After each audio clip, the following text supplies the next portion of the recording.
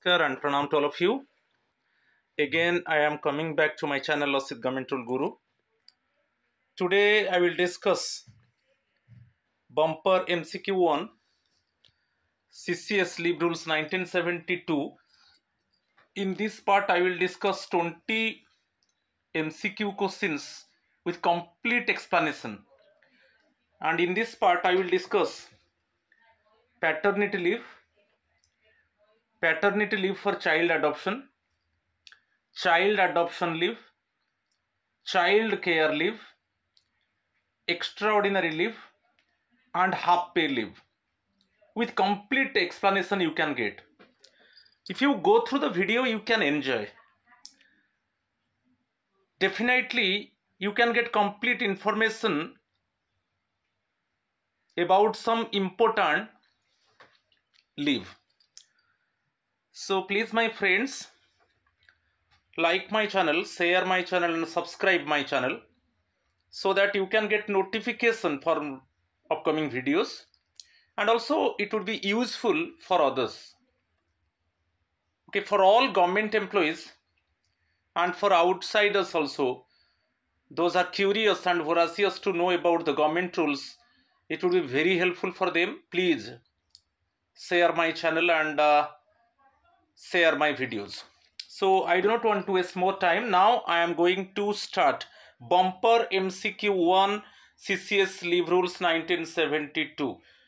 Okay, in subsequent time, in postering time, definitely I will try to complete all the important bumper multiple choice questions related to the CCS Leave Rules 1972. Today I will discuss the part 1. So you see, question number 1. Which of the following conversions is not allowed under leave rules? आप जानते हो कि आप एक leave ले लिया और जिस दिन आपका लीव कंप्लीट हो रहा है, जिस दिन after it means on which date your leave is completed, from that day within 30 days you can approach for conversion to another leave. You can approach to leave authority, okay, to convert to another leave, right? So आगे में तो explanation है. 4 options given. You see, be it extraordinary leave to LND, leave not due, earned leave to half pay leave, earned leave on MC to commuted leave, any conversion after quitting of service. Which of the following conversions is not allowed? ये तो convert हो सकता है. Extraordinary leave को हम convert कर सकते हैं leave no due, earned leave to half pay leave, earned leave on medical certificate to commuted leave, इसको हम सब कन्वर्ट कर सकते हैं. और last one, after quitting service, आप सर्विस क्विट करने के बाद आप लीव को कन्वर्ट नहीं कर सकते. So answer is D. Answer is D, right? तो अभी हम देखेंगे उसका एक्सप्लेनेशन देखेंगे, राइट? ये दिया है CCS leave rules 10, commutation of one kind of leave into another. ठीक है, आपको रूल को याद रखना है. सीसीएस लीव रूल 10 को आप देख लीजिए. सीसीएस लीव रूल 10 ये इंपॉर्टेंट है. उसमें क्लियरली मेंशन है कि हम one kind of leave can commute into another kind of leave. It is given at the request of a government servant, the authority which granted him leave may commute it retrospectively into leaves of a different kind which was due and admissible to him at the time the leave was granted, but the government servant cannot claim such commutation as a matter of right. मैं अभी बताया, आप जो leave लिया है, suppose एक example दे रहा हूं, आप सपोज ईएल लिया है, अर्न लीव लिया है, आप उसको कन्वर्ट करना चाहते हो हाफ पे लीव को, राइट? तो इस केस में क्या होगा, जो आप ईएल लिया है कितना दिन के अंदर आप अप्रोच करोगे कॉम्पिटेंट अथॉरिटी जो आपको लीव दिया था, राइट। तो जिस दिन आपका जो आप ईएल लिया था, जिस डेट में वो खत्म हो रहा है ईएल, उसी से 30 डेज के अंदर, सपोज आज खत्म हो रहा है, तो आज आपका ईएल आप लिया था, तो आज खत्म हो रहा है मीन्स वेरी नेक्स्ट डे से आप काउंट कर लो, 30 डेज के अंदर आपको अप्रोच करना है कॉम्पिटेंट अथॉरिटी को कि मैं जो ईएल लिया था मैं उसको कम्यूट करना चाहता हूं एचपीएल को। मगर ये मैटर ऑफ राइट नहीं है। Last sentence, government servant can not claim such commutation as a matter of right. ये राइट मैटर ऑफ राइट नहीं है, ओके। ये नहीं है कि आपका एक अधिकार है, हाँ इसको कन्वर्ट किया जाएगा, मगर आप अप्रोच करोगे, जो लीव अथॉरिटी आपको लीव दिया था आप अप्रोच करोगे। और भी इंपॉर्टेंट है, आप ईएल को एचपीएल को कन्वर्ट करना चाहते हो तो एचपीएल आपका खाते में होना चाहिए।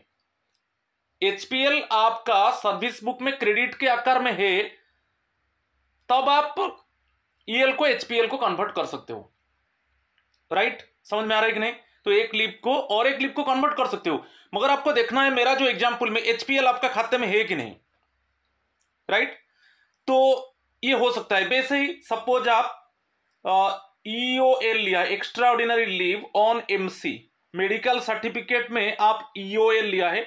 आप जानते हो ईओएल केस में लीव सैलरी नहीं मिलेगा, तो आप मेडिकल सर्टिफिकेट में ईओएल लिया है, आप इसको कन्वर्ट करना चाहते हो leave not due, LND, leave not due, इसको कन्वर्ट करना चाहते हो लीव नॉट ड्यू को। लीव नॉट ड्यू में क्या है, आगे में तो पूरा कंप्लीट हम एक्सप्लेन करेंगे। लीव नॉट ड्यू में क्या है, आपका खाते में कोई लीव नहीं है, तो आप लीव नॉट ड्यू लेकर आप जाओगे, और आने के बाद वो जो सब्सिक्वेंट टाइम में आपको एचपीएल मिलेगा हाफ पे लीव, उसी से वो डेबिट होगा। अभी आपका खाते में नहीं है, कोई लीव नहीं है, तो आपको एलएनडी मिल गया, लीव नॉट ड्यू आप लिया, तो सब्सिक्वेंट टाइम में आगे में आपको जो एचपीएल मिलेगा वो एचपीएल से वो लीव को ओके धीरे धीरे डेबिट किया जाएगा। समझ में आ रहा है? तो ये कन्वर्सन हो सकता है, मगर ये मैटर ऑफ राइट नहीं है। समझ में आया? चलो नेक्स्ट पार्ट को देखेंगे। Provided that no such request shall be considered unless received by such authority और any other authority designated in this behalf, ये दे दिया, within a period of 30 days of the concerned government servant joining his duty on the expiry of the relevant spell of leave availed of by him। इसमें क्या है, आप EL लिया था, तो ये 30 days को कैसे ईएल लिया था, तो ईएल आपका खत्म हो गया। समझ में आ रहा है? आज आपका ईएल खत्म हो रहा है, आप चाहते हो कि आप अप्रोच करोगे ईएल को कन्वर्ट किया जाएगा एचपीएल को। समझ में आ रहा है? तो आपका आज ईएल खत्म हुआ, तो कल से वो नेक्स्ट, आज खत्म हो रहा है मीन्स कल से हम 30 days को काउंट करेंगे, ठीक है। So on the completion of EL, okay, just you count 30 days and within 30 days you must approach to the competent leave authority. जो लीव अथॉरिटी आपको लीव दिए थे उनको आप अप्रोच करोगे कि ईएल को एचपीएल में कन्वर्ट कर दिया जाए, मगर उतना एचपीएल आपका खाते में होना चाहिए, ठीक है। The commutation of one kind of leave into another shall be subject to. अच्छा, लीव सैलरी के बारे में बता देता हूं। जब ईएल लिया था आपको पूरा फुल, सपोज आप 10 ईएल लिया था, तो पूरा फुल लीव सैलरी आपको मिला था। अभी 10 एचपीएल को वो कन्वर्ट हो जाएगा, तो एचपीएल में हाफ लीव सैलरी मिलता है। यहां पर आपको फुल मिला था, ईएल जब लिए थे फुल सैलरी मिला था, फुल लीव सैलरी मिला था। अभी 10 ईएल को हम 10 एचपीएल में कन्वर्ट करेंगे, तो एचपीएल टाइम में हाफ लीव सैलरी मिलता है नहीं कि, तो उसके हिसाब से आपका एडजस्ट किया जाएगा। वही दिया जाएगा, commutation of one kind of leave into another shall be subject to adjustment of leave salary on the basis of leave finally granted to one government servant, that is to say any amount paid to him in excess shall be recovered और any arrears due to him shall be paid. तो जब EL से HPL को convert हो गया, EL case में 10 EL convert हो गया 10 एचपीएल को। ईएल केस में आपको फुल लीव सैलरी मिला था, मगर जब एचपीएल को चले गए आपको वो हाफ लीव सैलरी हो गया, तो आपको एक्सेस लीव सैलरी मिला, तो उसको आपसे रिकवर किया जाएगा और एरियर आइदर फुली रिकवर माने वन टाइम रिकवर किया जाएगा और एनी एरियर्स में रिकवर किया जाएगा। ठीक है, तो नेक्स्ट पार्ट में वही दे दिया, extraordinary leave granted on medical certificate or otherwise may be commuted retrospectively into leave not due subject to the provision of rule 31। rule 31 में क्या है, CCS लीव रूल्स 1972 में है लीव नॉट ड्यू है।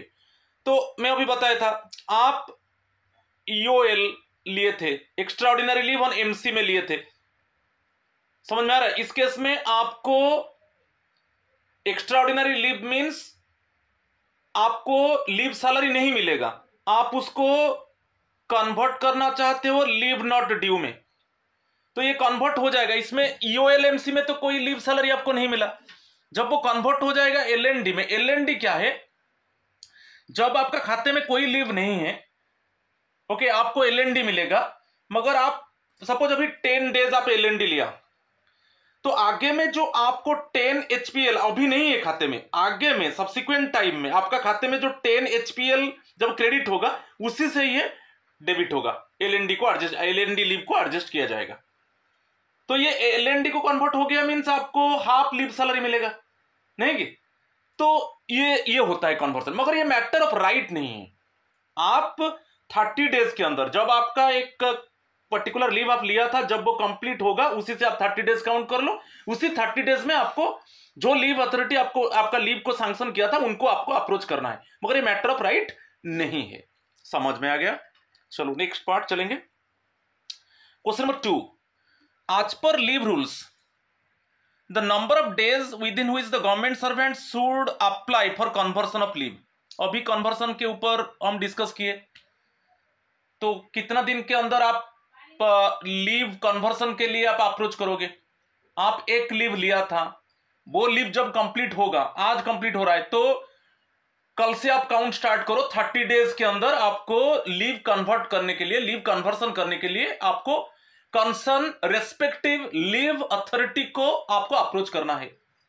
ठीक है, तो आंसर मिल गया, आंसर बिट सी है, 30 days of completion of the relevant spell of leave, right. तो आंसर बिट सी है। चलो नेक्स्ट क्वेश्चन को चलेंगे। Which of the following is not correct, is not correct, ये सब अभी जो क्वेश्चन है, इज नॉट, इनकरेक्ट, करेक्ट, ऐसे क्वेश्चन आ रहा है। Which of the following is not correct under leave rules. Leave can not be claimed as a matter of right, जो टिक लगाऊंगा वो सब करेक्ट है। Leave can not be claimed as a matter of right, ये correct है, क्योंकि हम जो लीव ले रहे हैं वो मैटर ऑफ राइट नहीं है। Leave sanctioning authority can alter any kind of leave due and applied for. Leave sanctioning authority can alter any kind of leave due and applied for, ये इज नॉट करेक्ट, ये गलत नहीं है। क्योंकि suppose देखिए ये क्या है, थर्ड, इसको मैं डिस्कस कर दूंगा। बीट सी देखिए, लीव सैंक्शनिंग अथॉरिटी में commute respectively periods of absence without leave into extraordinary leave. Suppose आप लीव नहीं लिया, आप एब्सेंट हो गए, अनऑथराइज एब्सेंस जिसको बोलते हैं, ठीक है। आप सपोज 5 आप लीव के लिए अप्लाई नहीं किया, मगर 5 डेज ऐसे एब्सेंट हो गए, ये अनऑथराइज एब्सेंस, इसको डाइज नॉन कहा जाता है। यही है डाइज नॉन, अनऑथराइज एब्सेंस, आप लीव अथॉरिटी का परमिशन नहीं लिया और 5 डेज आप एब्सेंट हो गए, तो इसको आपको ये 5 डेज चाहेंगे तो जो लीव अथॉरिटी इसको एक्स्ट्राऑर्डिनरी लीव में डिक्लेयर करेंगे, तो आपका सर्विस कंटिन्यू होगा। एक्स्ट्राऑर्डिनरी लीव में सैलरी नहीं मिलता है। वही ये भी करेक्ट है। Next one, any official on leave should not take up any service और employment elsewhere without obtaining prior sanction of the competent authority, ये भी करेक्ट है।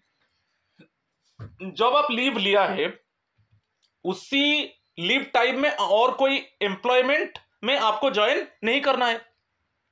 ज्वाइन करना है तो आपका कॉम्पिटेंट अथॉरिटी का परमिशन चाहिए, ऑनरेबल प्रेसिडेंट का परमिशन चाहिए, कॉम्पिटेंट अथॉरिटी का परमिशन चाहिए।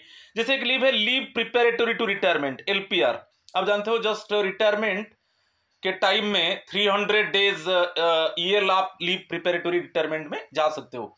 तो उसी टाइम में सपोज आप और कोई जॉब ज्वाइन करोगे, ऐसे ज्वाइन नहीं कर सकते, मगर आप आपका कॉम्पिटेंट अथॉरिटी का परमिशन लेना है। यदि कॉम्पिटेंट अथॉरिटी आपको परमिशन देते हैं, आप जाकर अदर जॉब में ज्वाइन कर सकते हो। मगर जो बीट बी देखिए, वो दिया है leave sanctioning authority can alter any kind of leave due and applied for.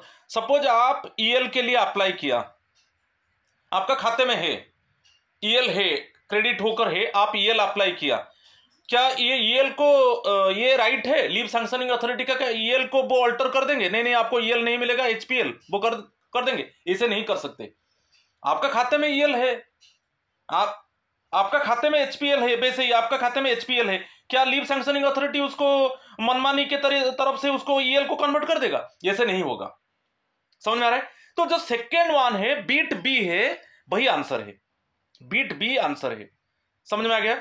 Leave sanctioning authority के पास कोई पावर नहीं है कि आप जो लीव अप्लाई किया उसको वो ऑल्टर कर दे, राइट? तो option B is the correct answer. यहां पर देख लीजिए, सीसीएस लीव रूल 7, ये राइट टू लीव के ऊपर है, बहुत इंपॉर्टेंट पार्ट है, ये रूल को याद रखना है। अभी रूल के ऊपर क्वेश्चन आ रहा है, ठीक है? रूल 7 राइट टू लीव के ऊपर है। तो first one, leave can not be claimed as of right, ये राइट नहीं है। आप बोलोगे कि हाँ मेरा ये राइट नहीं है। When the exigencies of public service requires, suppose in accident time, suppose in emergency time, emergency public service time, कभी कभी आप देखा होगा, कभी फ्लड टाइम में कि इंसेसेंट रेनफॉल टाइम में certain areas actually suppose submerge in water, कुछ आपदा टाइम में गवर्नमेंट डिक्लेयर करता है कि किसी को लीव नहीं मिलेगा, ठीक है? वैसे ही वो बेसिकली एक्सीजेंसीज है पब्लिक सर्विस, क्योंकि उसी टाइम में हमको पब्लिक को हेल्प करना है।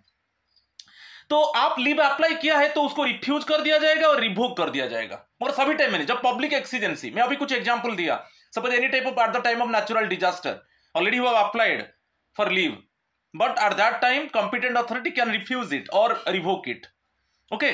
वो ग्रांट नहीं करेंगे क्योंकि अभी पब्लिक एक्सीजेंसी है, ओके? आप पब्लिक जरूरत है, you must extend help to the public as a government servant, clear? तो इस केस में, but it shall not be open to that authority to alter the kind of leave due and applied for except at the written request of the government servant. अभी ये बता इसको, तो इसमें क्या है, सपोज आप ईएल अप्लाई किया तो कॉम्पिटेंट अथॉरिटी उसको जानबूझकर एचपीएल को कन्वर्ट कर देगा, ये नहीं हो सकता। मगर आप ईएल अप्लाई किया है, फिर आप रिटन रिक्वेस्ट किया कि मैं ईएल अप्लाई किया था, ठीक है, मगर उसको एचपीएल को कन्वर्ट कर दिया जाए। आप ईएल के लिए अप्लाई किया, ओके, अभी आप फिर रिटन रिक्वेस्ट दे रहे हो, मैं ईएल के लिए अप्लाई किया था, नहीं मुझे ईएल नहीं चाहिए, मुझे एचपीएल चाहिए, तो ये हो सकता है। मगर मनमानी की तरफ से वो लीव सैंक्शनिंग अथॉरिटी आप जो लीव अप्लाई किया है और वो आपका खाते में क्रेडिट के आकार में है, उसको वो अल्टर नहीं कर सकता, उसको वो चेंज नहीं कर सकता, मगर आपका रिटन रिक्वेस्ट से वो चेंज हो सकता है, ठीक है? प्रोवाइडेड दैट लीव अप्लाइड, यहां पर एक बहुत इंपॉर्टेंट चीज है, leave applied under rule 40। Under rule 40 क्या है? आप अनफिट हो, physically and mentally unfit one, so उस केस में आप लीव अप्लाई किया है तो उसको रिफ्यूज और रिवोक नहीं किया जा सकता without reference to the medical authority whose advice shall be binding. तो ये जो रूल 20 है, सीसीएस लीव रूल्स रूल 20 है, suppose the concern government employee is unfit one, physically and mentally unfit one, medically unfit one, so in that case suppose वो leave के लिए apply किया है, उसको रिफ्यूज और रिवोक नहीं किया जा सकता बिना मेडिकल अथॉरिटी का परमिशन से, ठीक है? तो shall not be refused or revoked without reference to the medical authority whose advice shall be binding, उसका एडवाइस लेना है मेडिकल अथॉरिटी का, क्योंकि आप मेडिकली अनफिट हो, तो उस केस में आपका लीव को रिफ्यूज और रिवोक नहीं किया जा सकता। मगर बहुत इंपॉर्टेंट है, कभी पब्लिक एक्सीजेंसी, जब पब्लिक सर्विस चाहिए, कोई नेचुरल डिजास्टर टाइम में actually you know that public need the help of the government servants, so at that time actually आप लीव अप्लाई किया है तो उसको रिफ्यूज और रिवोक ओके किया जा सकता है। कभी कभी गवर्नमेंट डिक्लेयर करता है किसी को लीव नहीं मिलेगा क्योंकि अभी सपोज फ्लड है, कि अभी suppose any other disaster time है, आपको लीव नहीं मिलेगा, ठीक है? और एक बढ़िया इंफॉर्मेशन आपको मिला कि जो लीव सैंक्शनिंग अथॉरिटी है, आप जो लीव अप्लाई किया है उसको वो अल्टर नहीं कर सकता विदाउट योर रिटन कंसेंट, ठीक है? चलो, ये रूल 7 को भी आपको याद रखना है, राइट टू लीव। चलो नेक्स्ट वन, यहां पर देखें question number 4, without a valid reason government servant who remains absent for a continuous period exceeding 5 years other than foreign service with or without leave should be deemed to have। तो आपको याद रखना है, foreign service में जब आप deputation में foreign service में जा रहे हो तो आपका पेरेंट कैडर सर्विस में आप एब्सेंट रहोगे, क्योंकि आप फॉरेन सर्विस में जा रहे हो, चाहे आप कोई पब्लिक सेक्टर अंडरटेकिंग की कोई ऑटोनोमस बॉडी, ओके, कि स्टेट गवर्नमेंट को जा रहे हो, ठीक है। तो उस केस में क्या होगा, अब 5 इयर्स के लिए जाओगे फॉरेन सर्विस में, 5 इयर्स है और एक्सटेंड होकर 7 इयर्स होगा। तो वो दिया है, यदि आप government servant who remains absent for a continuous period, government servant who remains absent for a continuous period exceeding 5 years, आप कंटिन्यूअसली एब्सेंट रहा 5 इयर्स से ज्यादा। फॉरेन सर्विस में तो जनरली हम 5 इयर्स के लिए जाते हैं, डेपुटेशन में हमको भेज दिया जाता है, ठीक है।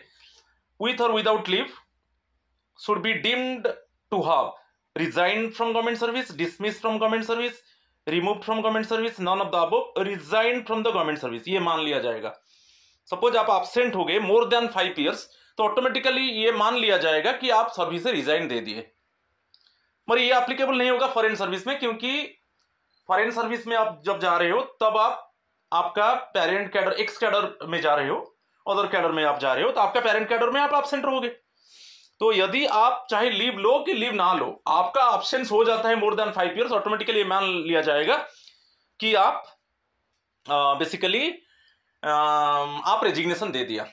मगर ये एप्लीकेबल नहीं होगा यदि आप मेडिकल सर्टिफिकेट देकर लीव जा रहे हो, ओके, मेडिकल सर्टिफिकेट में आप लीव में हो कि एब्सेंट हो, तो ये एप्लीकेबल नहीं होगा। समझ में आ रहा है?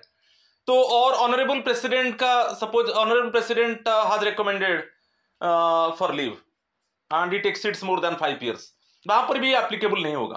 तो दो चीज एप्लीकेबल नहीं होगा, जब ऑनरेबल प्रेसिडेंट रिकमेंड करेंगे कि हाँ वो 5 ईयर से ज्यादा लीव ले सकता है, तो वहां पर ये एप्लीकेबल नहीं होगा, ऑटोमेटिकली हम ये नहीं मानेंगे कि वो रिजाइन दे दिया। और एक केस में मेडिकल सर्टिफिकेट में आप एब्सेंट हो कि लीव में हो, तो वो भी नहीं माना जाएगा कि 5 साल से ज्यादा आप एब्सेंट रहते हो, तो इट मींस ऑटोमेटिकली ये मान लिया जाएगा कि आप सर्विस से रिजाइन दे दिया, ठीक है।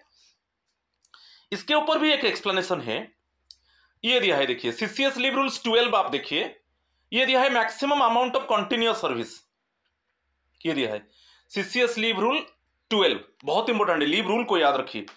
No government servant shall be granted leave of any kind for a continuous period exceeding 5 years, किसी को भी 5 साल से ज्यादा लीव नहीं दिया जाएगा, ओके, जो सब सेक्शन 1 में क्लियरली मेंशन है। Unless the President, in view of the exceptional circumstances of the case, otherwise determines a government servant who remains absent from duty for a continuous period exceeding 5 years, other than on foreign service, with or without leave, shall be deemed to have resigned from the government service। किसी को 5 years से ज्यादा leave नहीं दिया जाएगा। हाँ, कुछ exceptional circumstances में honourable president more than 5 years leave दे सकते हैं, उनका रिकमेंडेशन से होगा। अदरवाइज कंटिन्यूअसली आप मोर देन 5 इयर्स लीव में रहोगे, और यदि आपका लीव मोर देन 5 इयर्स हो जाएगा, कि आपका एब्सेंस मोर देन 5 इयर्स हो जाएगा, ये मान लिया जाएगा कि आप ऑटोमेटिकली मान लिया जाएगा कि आप जॉब से रेजिग्नेशन दे दिया। मगर ये नहीं, फॉरेन सर्विस में नहीं होगा, क्योंकि आप फॉरेन सर्विस में एक्स कैडर पोस्ट में जाते हो, आउटसाइड कैडर को जाते हो, तो आप पेरेंट कैडर में एब्सेंट रहोगे। और जो फॉरेन सर्विस है, मिनिमम जो सर्विस है, टेन्योर सर्विस को छोड़ दो, 5 इयर्स होता है और एक्सटेंड होकर वो 7 इयर्स तक जाता है, ठीक है। तो ये रूल को भी याद रखना है, maximum amount of continuous leave. चलो next one, provided that a reasonable opportunity to explain the reasons for such absence shall be given to that government servant before provisions of sub rule. और ये बात है, आप absent हो जाते हो मोर than 5 years, तो आपको रीजन पूछा जाएगा कि for what reason actually you have absence for more than 5 years, okay, तो आपको अपॉर्चुनिटी दिया जाएगा। और अदर केस में provided that this rule shall not apply, इसको provided that this rule shall not apply to a case where leave is applied on medical certificate in connection with a disability. Suppose disability के वजह से आपको medical certificate में leave दे दिया गया और वो मोर देन 5 ईयर से, उस केस में ये एप्लीकेबल नहीं होगा, ठीक है। ये नहीं माना जाएगा कि आप ऑटोमेटिकली सर्विस रेजिग्नेशन दे दिए, क्योंकि मेडिकल सर्टिफिकेट में ड्यू टू डिसेबिलिटी आप जो लीव लिया है वो मोर देन 5 ईयर से, राइट। चलो क्वेश्चन नंबर 5, आज पर leave rules overstayal of leave without proper sanction will be debited against. जो ओवरस्टेयल ऑफ लीव है, सपोज फॉर एग्जाम्पल आप 5 days एक्चुअली आप सीएल लिए थे, ओके, मगर आप 8 days, ओके, एक्स्ट्रा 3 days आप रहेंगे, तो एक्स्ट्रा 3 days वो ओवरस्टेल हो गया, वो अनऑथराइज एब्सेंस हो गया। एक्स्ट्रा 3 days वो अनऑथराइज एब्सेंस हो गया, ठीक है। आपको फिर रीजन पूछा जाएगा कि किस रीजन के वजह से आप एक्स्ट्रा 3 days लीव में रह गए और बिना परमिशन से, without taking the permission of the leave authority, it means you are absent for additional 3 days। तो आपको इट मीन्स रीजन देना है, और उस केस में सपोज उसको कंडोन कर दिया जाएगा, तब ये कैसे 3 days को एडजस्ट किया जाएगा, नहीं तो आपका सर्विस ब्रेक हो जाएगा ना। तो इसलिए क्या किया जाएगा, आपका खाते में जो एचपीएल है, सपोज 1 एचपीएल आपका खाते में है, तो फर्स्ट एचपीएल से एडजस्ट किया जाएगा, और जो नेक्स्ट अनदर 2 है वो ईओएल हो जाएगा, अनदर 2 को एक्स्ट्रा ऑर्डिनरी लीव। मगर इसमें जो एक्स्ट्रा मजा बात है, एक्स्ट्रा जो 3 days, इसमें कोई आपको लीव सैलरी नहीं मिलेगा। जो 3 days एक्स्ट्रा 3 days आप अनऑथराइज एब्सेंस हो गए, उस केस में आपको लीव सैलरी नहीं मिलेगा, और जो कॉम्पिटेंट अथॉरिटी चाहेंगे तो वो 3 days को वो क्या करेंगे, कैसे एडजस्ट करेंगे कि आपका खाते में एचपीएल है तो फर्स्ट एचपीएल से एडजस्ट किया जाएगा, और एचपीएल एडजस्ट करने के बाद बाकी जो है उसको ईओएल एक्स्ट्रा ऑर्डिनरी लीव कर दिया जाएगा। मगर इसमें जो एक्स्ट्रा जो अनऑथराइज एब्सेंस आप हो गए, इसमें आपको कोई लीव सैलरी नहीं मिलेगा, मगर इसे एडजस्ट कर दिया जाएगा। तो आपको आंसर बता दिया। तो यहां पर ऑप्शन जो है, option A is the correct answer. Option A is the correct answer, क्योंकि जो ओवरस्टेयल ऑफ लीव है, जो एडिशनल पीरियड आप एब्सेंट रहेंगे, उसको कैसे एडजस्ट किया जाएगा ना, आपका खाते में जितना एचपीएल है उससे एडजस्ट कर दिया जाएगा, और उसके बाद और बाकी जो बचेगा उसको ईओएल डिक्लेयर कर दिया जाएगा। जैसे अनऑथराइज एब्सेंस, सपोज 10 days हो गया unauthorised absence, okay, unauthorised absence 10 days हो गया, परमिशन नहीं लिया, 10 days एक्स्ट्रा आप एब्सेंट हो गए, तो उस केस में आपका खाते में सपोज एचपीएल 6 है, ओके, तो एचपीएल में फर्स्ट एडजस्ट किया जाएगा, और जो बाकी 4 है वो इसको ईओएल कर दिया जाएगा, ठीक है।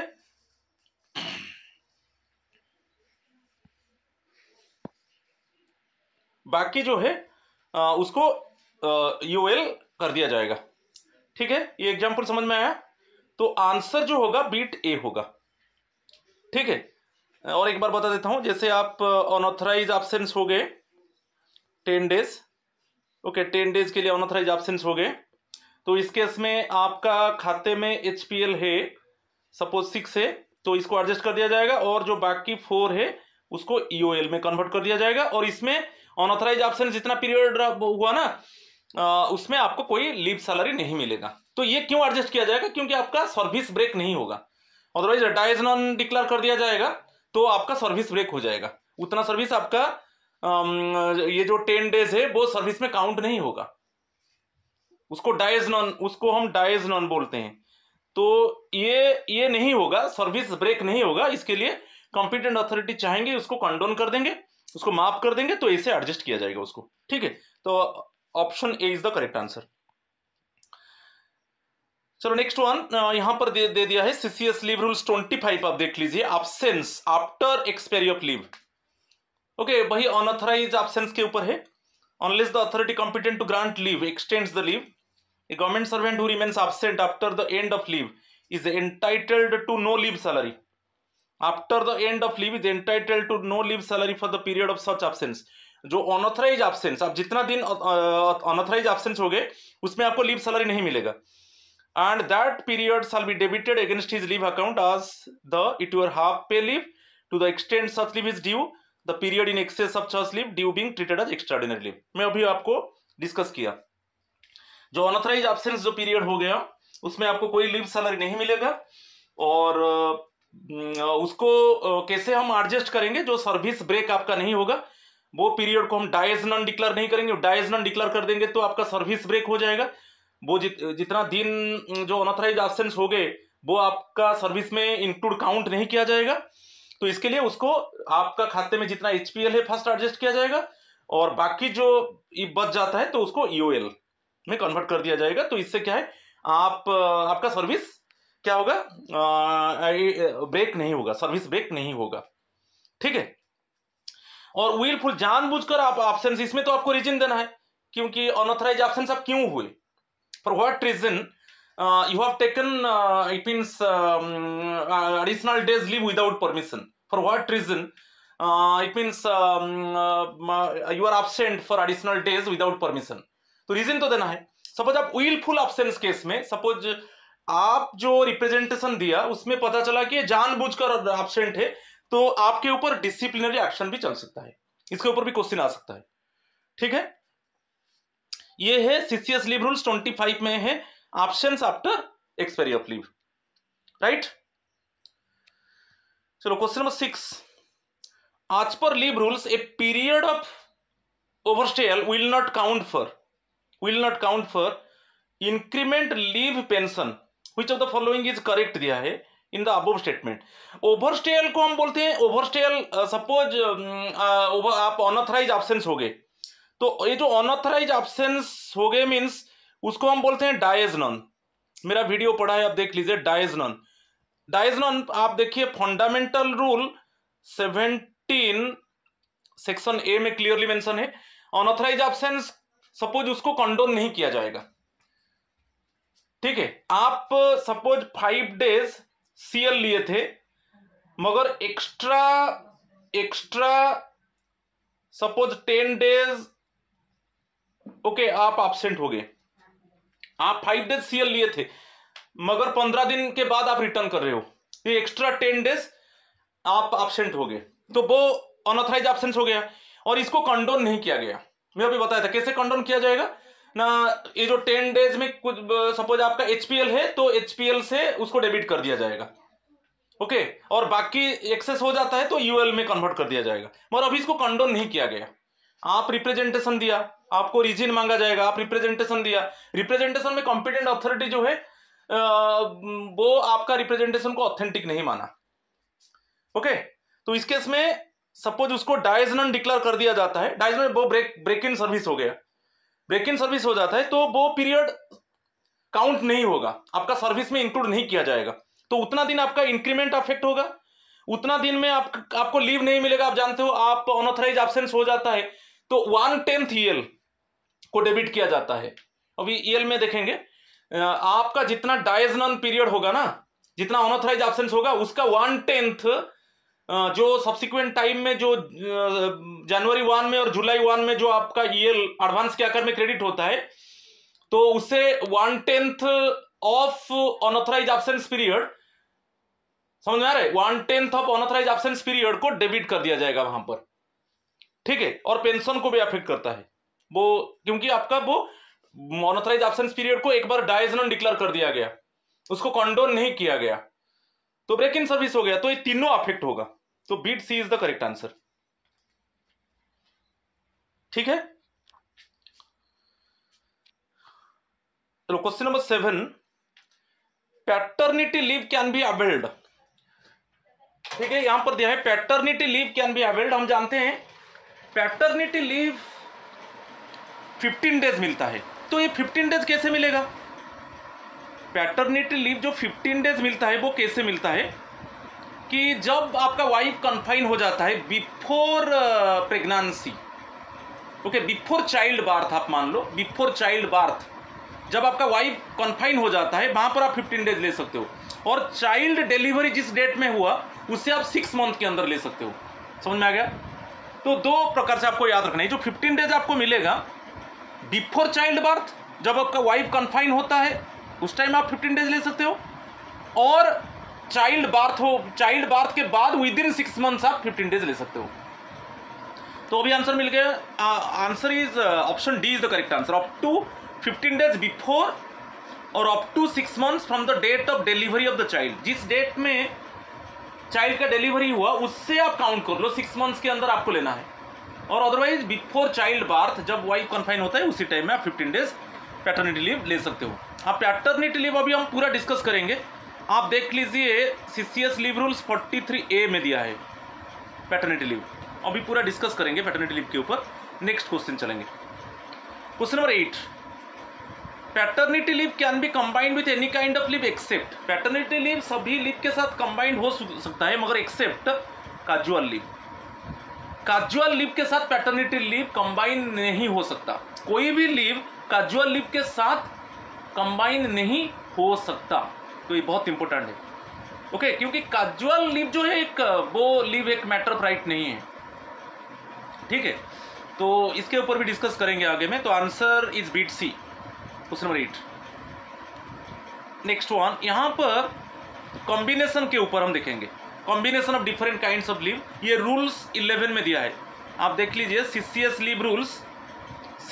लीव रूल्स 11 में दिया है, combination of different kinds of leave except as otherwise provided in these rules, any kind of leave under these rules may be granted in combination with or in continuation of any other kind of leave. Explanation: casual leave which is not recognized as leave under these rules, casual leave को हम leave के आकार में recognise नहीं किया है, तो shall not be combined with any other kind of leave admissible under these rules. तो आपको याद रखना है, जैसे अभी मैं बताया कि पैटर्निटी लीव किसके साथ कंबाइन नहीं होगा, तो वो CL जो कैजुअल लीव के साथ कंबाइन नहीं होगा, क्योंकि कैजुअल लीव को हम एक लीव के आकार में रिकॉग्नाइज नहीं किया है। तो इसीलिए ओके, कोई भी लीव कैजुअल लीव के साथ कंबाइन नहीं हो सकता। और ये CCS लीव रूल्स 11 में क्लियरली मेंशन है, combination of different kinds of leave में, ठीक है। चलो next part, again another question related to the paternity leave. Question number 9, paternity leave is granted for 10 days from the date of valid adoption of the child, granted for 15 days from the date of valid adoption of the child, granted for 7 days from the date of valid adoption of the child, not granted for adoption। तो यहाँ पर 15 days मिलेगा granted. ये आप देख लीजिए, एक section है CCS leave rules 43A, paternity leave for child adoption. उसमें क्लियरली मेंशन है कि जिस डेट में आप जो चाइल्ड को अडॉप्ट कर रहे हो वो लेस देन 1 ईयर होना चाहिए, लेस देन 1 ईयर होना चाहिए, ठीक है। अब जिस डेट में चाइल्ड को अडॉप्ट कर रहे हो तो उसका 6 मंथ्स के अंदर आपको 15 डेज पैटर्निटी लीव मिलेगा। अभी और एक दिया है, अभी पैटर्निटी लीव में हम जब डिस्कस करेंगे पूरा डिटेल्स बताएंगे, मगर अभी आपको याद रखना है, अभी आंसर बीट बी है, granted for 15 days from the date of valid adoption of the child. मगर ये थोड़ा चेंज हुआ है, मॉडिफाई हुआ है कुछ क्वेश्चन, अभी हम डिस्कस करेंगे, ठीक है। तो आपको याद रखना है, child adoption less than 1 year होना चाहिए जिस चाइल्ड को आप अडॉप्ट करोगे, और आपको याद रखना है उससे 6 मंथ्स के अंदर, ओके, जिस डेट में आप चाइल्ड को अडॉप्ट किया उससे आप 6 मंथ्स के अंदर, ओके, आपको 15 डेज पैटर्निटी लीव मिलेगा। तो option B is the correct answer. Paternity leave is admissible on valid adoption of a child below the age of, अभी बताया 1 ईयर। जब भी आप चाइल्ड को अडॉप्ट कर रहे हो वो लेस देन 1 ईयर होना चाहिए। और ये जो पैटर्निटी लीव और जो इट मीन्स आपको चाइल्ड अडॉप्शन लीव मिलेगा, जैसे मदर को मिलेगा, लेस देन 2 सर्वाइव चाइल्ड होना चाहिए, लेस देन 2 सर्वाइव चाइल्ड।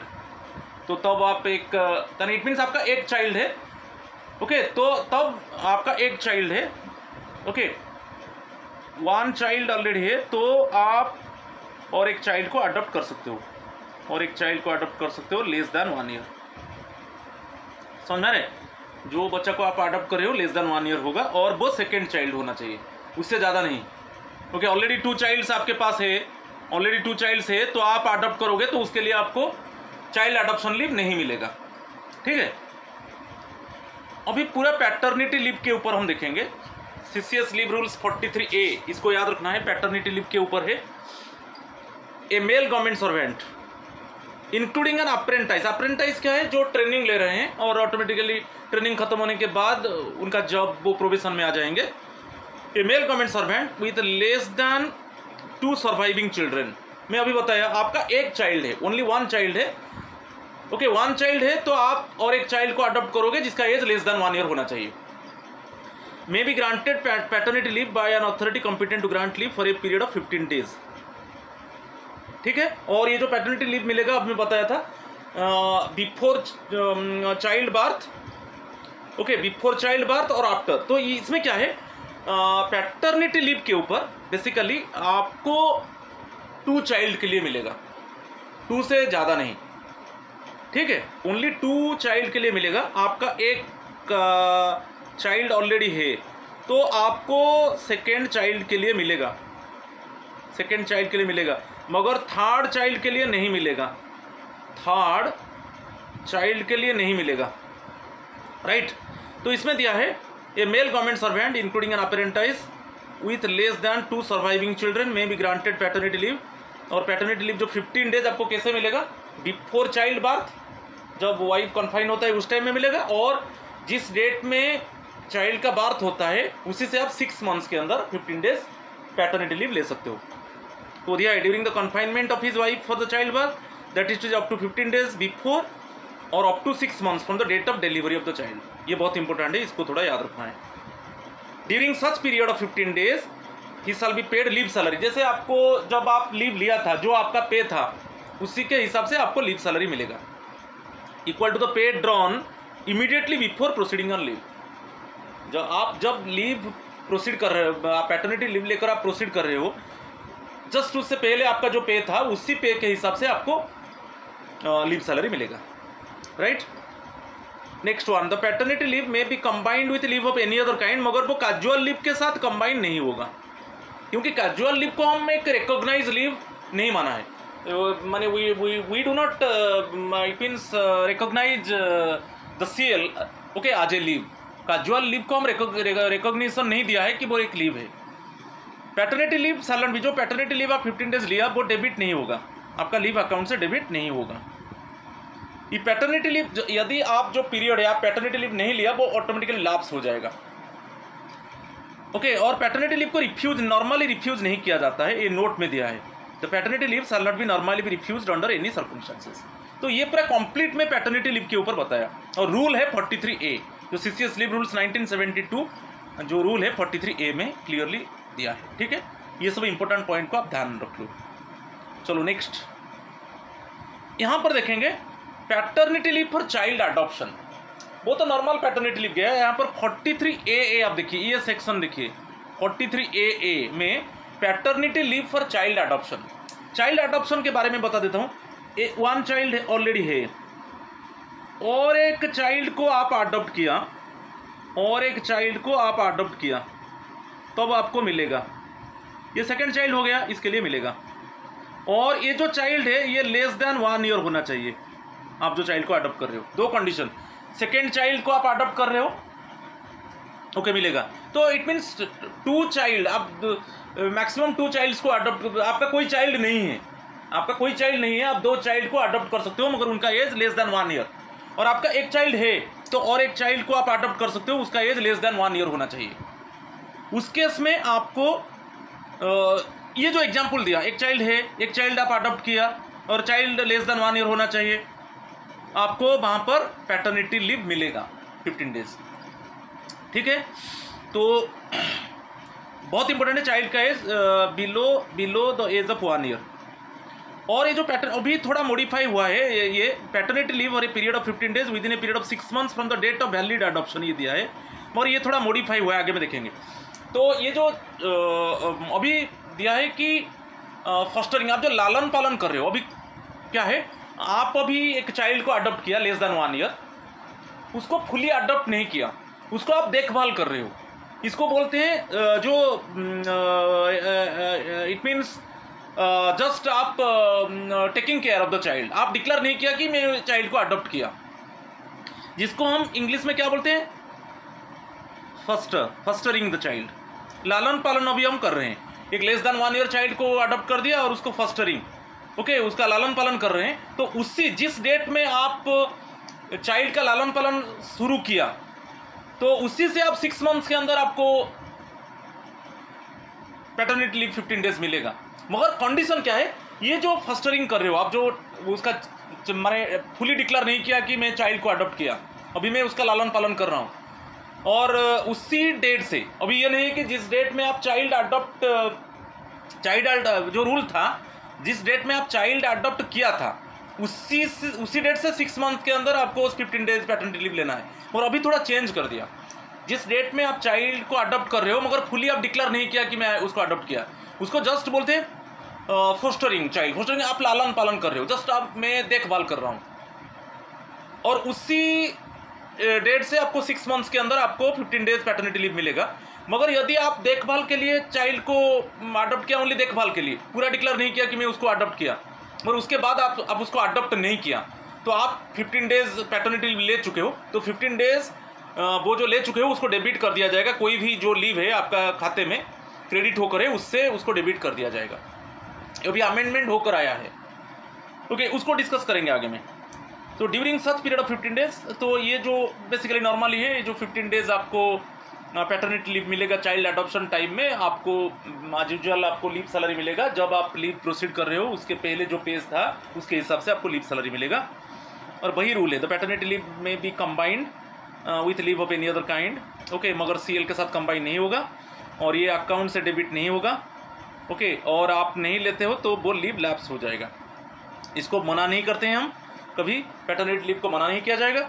और यहाँ पर चाइल्ड के ऊपर डेफिनेशन आता है question, child for the purpose of this rule will include a child taken as ward by the government servant under the guardians and wards act 1890। इसको याद रखना है, गार्डियंस एंड वर्ड्स एक्ट 1890 में, okay, आप ये child को word के आकार में लिया गया है, इसको थोड़ा याद रखिए। ये जो आप रूल ईयर को याद रखिए 1890, इसके ऊपर क्वेश्चन आएगा।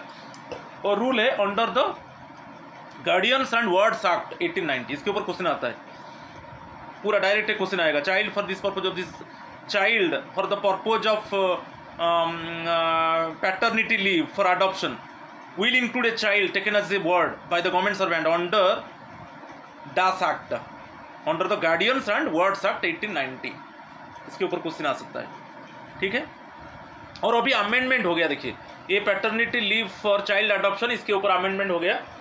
ये दिया है surviving children on accepting a child in pre adoption foster care. आप अडॉप्ट नहीं किया, अडॉप्शन से पहले आप उसका लालन पालन किया, भाई प्री अडॉप्शन, इसको ध्यान दीजिए, प्री अडॉप्शन फॉस्टर केयर और on valid adoption of a child below the age of 1 year may be granted paternity leave for a period of 15 days within a period of 6 months from the date of accepting the child in pre-adoption foster care or on valid adoption। तो दो प्रकार है, ये जो 15 days आपको मिलेगा, तो दो प्रकार, आप जो है प्री अडॉप्शन फोस्टर केयर, इसमें इट मीन्स आपको पूरा फुली अडॉप्ट नहीं किया, आप उसका लालन पालन कर रहे हो, आप एक चाइल्ड को अडॉप्ट करके लालन पालन कर रहे हो, डिक्लेयर नहीं किया कि मैं उसको अडॉप्ट किया, मैं बाद में उसको अडॉप्ट करूंगा। तो जिस डेट में आप pre adoption foster care start कर दिया, उसी से 6 मंथ्स के अंदर आप 15 डेज पैटर्निटी लीव ले सकते हो। और यदि आप चाइल्ड को अडॉप्ट किया और वैलिड के आकार में और डिक्लेयर कर दिया कि मैं चाइल्ड अडॉप्ट किया, तो उससे जिस डेट में आप चाइल्ड को अडॉप्ट किया उससे 6 मंथ्स के अंदर आप 15 डेज पैटर्निटी लीव ले सकते हो। तो अभी जो ऐड किया pre adoption foster care start किया। और एक मजा बात है, suppose provided that in case where the pre adoption foster care is not followed by valid adoption, तो आप अभी तो चाइल्ड का देखभाल किया मगर उसके बाद उसको वैलिड अडॉप्शन नहीं किया, ओके, प्री अडॉप्शन, ये इसके ऊपर आपको ध्यान देना है। प्री अडॉप्शन फोस्टर केयर, आप उसका देखभाल किया, उसको पूरा डिक्लेयर नहीं किया कि मैं उसको चाइल्ड को वैलिडली अडॉप्ट किया, और उसके बाद एक्चुअली आप चाइल्ड को अडॉप्ट नहीं किया, तो उस केस में आप पैटर्निटी लीव 15 डेज ले चुके हो, तो ऑटोमेटिकली आप वैलिड के आकार में चाइल्ड को अडॉप्ट नहीं किया, तब वो जो 15 डेज पैटर्निटी लीव आप लिया था उसको और कोई लीव जो आपका खाते में है उससे डेबिट कर दिया जाएगा। तो मस्ट क्या है, pre adoption foster care must be followed by the valid adoption. तो अभी प्री अडॉप्शन फोस्टर केयर को ऐड कर दिया गया, इसके ऊपर क्वेश्चन आता है, आ सकता है, आपको मिल सकता है, okay, question related to this also you can get in subsequent examination, तो याद रखना है आपको, ठीक है। और इसी से काउंट होगा, इधर आप काउंट कर लो प्री अडॉप्शन फोस्टर केयर और वैलिड अडॉप्शन, उसी से आप 6 मंथ्स के अंदर आप 15 डेज पैटर्निटी लीव ले सकते हो। चलो राइट, अभी चलेंगे next question number 11। In continuation of child adoption leave period up to which period leave of the kind due and admissible can be granted in case the age of the child is 9 months at the time of adoption. अभी आप इसके बाद हम discuss करेंगे child adoption leave. ये तो paternity leave के ऊपर चला गया दोनों, मगर अभी चाइल्ड अडॉप्शन लीव के ऊपर आएंगे। इसमें एक रूल है कि जैसे नॉर्मली आपको जो चाइल्ड अडॉप्शन लीव में नॉर्मली मदर को 180 डेज मिलता है इमीडिएटली। आप जिस डेट में चाइल्ड को अडॉप्ट किया कि प्री फॉस्टर केयर किया, उसके बाद वैलिड अडॉप्शन होगा। अभी जो रूल फिर उसको ऐड कर दिया, pre foster care before valid adoption, उसी डेट से जब आपको प्री फॉस्टर केयर और वैलिड अडॉप्शन, उसी से इमीडिएटली उसके बाद आप मदर को 180 डेज चाइल्ड अडॉप्शन लीव मिलेगा। पर उसके अलावा क्या है, ये रूल है आप और कुछ उसमें कंटिन्यू कर सकते हो। जैसे कंटिन्यू क्या है, आप सपोज आप commuted leave 60 days up to 60 days, 60 days से ज़्यादा नहीं होगा, without medical certificate. Medical certificate आपको नहीं देना है। यहाँ पर देखिए क्रॉस कर दिया, आपको मेडिकल सर्टिफिकेट नहीं देना है, क्योंकि कम्यूटेड लीव में मेडिकल 2 HPL को एक कम्यूट कर दिया जाता है, 2 HPL को कम्यूट कर दिया जाएगा, मगर मेडिकल सर्टिफिकेट उसमें। तो इसमें commuted leave up to 60 days आप ले सकते हो। और एक है leave not due, LND, leave not due ले सकते हो, ठीक है। और जो भी लीव आपका ड्यू है ऐसे आप ले सकते हो। समझ में आ रहा है कि नहीं? तो इसमें है आप लीव नॉट ड्यू कि कम्यूटेड लीव आप लोगे up to 60 days without medical certificate, कि और कोई जो लीव ड्यू है आपका खाते में है आप ले सकते हो, उसके साथ कंटिन्यू कर सकते हो। मगर उसमें बहुत इंपॉर्टेंट चीज़ दिया है, सपोज अभी आप जो चाइल्ड को अडॉप्ट करोगे उसका एज लेस देन 1 ईयर होना चाहिए। सपोज अभी चाइल्ड को 9 months है, अभी जो चाइल्ड को अडॉप्ट किया उसका 9 months है, तो आप 3 months आप क्या ले सकते हो, क्योंकि चाइल्ड को 3 months के बाद 1 ईयर कंप्लीट होगा, तो 3 months तक आप जो भी लीव ड्यू है आप ले सकते हो। जो भी लीव ड्यू है, जैसे आपको बताया कि commuted leave without MC, okay, और ये अप टू 60 डेज कि इसमें LND लीव नॉट ड्यू और जो लीव बाकी जो लीव ड्यू है आपका खाते में आप ले सकते हो, 3 months तक ले सकते हो, उससे ज़्यादा नहीं। समझ में आ रहा है कि नहीं? जरा सपोज और एक एग्जांपल देता हूँ। इस केस में क्या है, सपोज चाइल्ड को अभी 7 months है, आप जो चाइल्ड को अडॉप्ट करोगे उसमें चाइल्ड का एज लेस देन 1 ईयर होना चाहिए, तब आपको बेनिफिट मिलेगा। तो 7 months, तो आप बाकी उसका 1 ईयर कब कंप्लीट होगा, 5 months के बाद। तो ये 5 months आप ले सकते हो, लीव ले सकते हो। कैसे?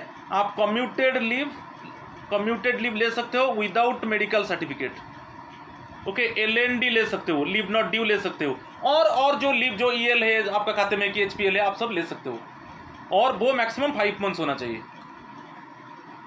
ओके। तो ये है। तो यहाँ पर क्या है, चाइल्ड को 9 months है मीन्स, तो ये जो चाइल्ड अडॉप्शन लीव के साथ जो कंटिन्यू होगा वो ऑटोमेटिकली जो other leaves, child adoption leave को आप just cast aside child adoption leave, उसके अलावा जो मैं बताया अभी, चाहे आप commuted leave up to 60 days without medical certificate की LND, आप लीव नॉट ड्यू जब ले रहे हो मेडिकल सर्टिफिकेट दे रहे हो। लीव नॉट ड्यू क्या है, आपका खाते में कोई लीव नहीं है, आपका खाते में कोई लीव नहीं है, आप अभी सपोज 15 डेज LND ले रहे हो तो मेडिकल सर्टिफिकेट आपको देना है, और ये पूरा सर्विस में 360 डेज आप LND ले सकते हो पूरा सर्विस में। और LND आपका खाते में कोई लीव नहीं है तो आप LND 15 डेज सपोज आपको दिया गया मेडिकल सर्टिफिकेट देकर, वो 15 डेज कैसे एडजस्ट होगा ना, आगे में आपको जो HPL मिलेगा उससे डेबिट होगा ये 15 डेज, और इसमें बेसिकली हाफ लीव सैलरी आपको मिलेगा, ठीक है। तो इसमें चाइल्ड अडॉप्शन लीव को आप कास्ट असाइड कर दो, छोड़ दो, अलग कर दो। और उसमें जैसे 9 months है चाइल्ड को, तो चाइल्ड को 3 months के बाद 1 ईयर कंप्लीट होगा, तो ये 3 months आप कैसे ले सकते हो, आप कम्यूटेड लीव ले सकते हो अप टू 6, और एक बार बता देता हूँ, अप टू 60 डेज ले सकते हो, ओके, विदाउट MC मीन्स मैं क्रॉस कर दिया, विदाउट MC, मेडिकल सर्टिफिकेट नहीं चाहिए। LND ओके, विदाउट एमसी, यहाँ पर भी लीव नॉट ड्यू में विदाउट मेडिकल सर्टिफिकेट, और बाकी जो लीव जो है आपका खाते में, सपोज ईएल है कि सीएल है, ओके, आप ले सकते हो, अदर लीव जो ड्यू है ले सकते हो, ठीक है। तो यहाँ पर जो आंसर होगा बिट बी होगा आंसर। ये चाइल्ड अडॉप्शन लीव के ऊपर हम डिस्कस करेंगे। A female government servant with fewer than, so आपका वहाँ एक चाइल्ड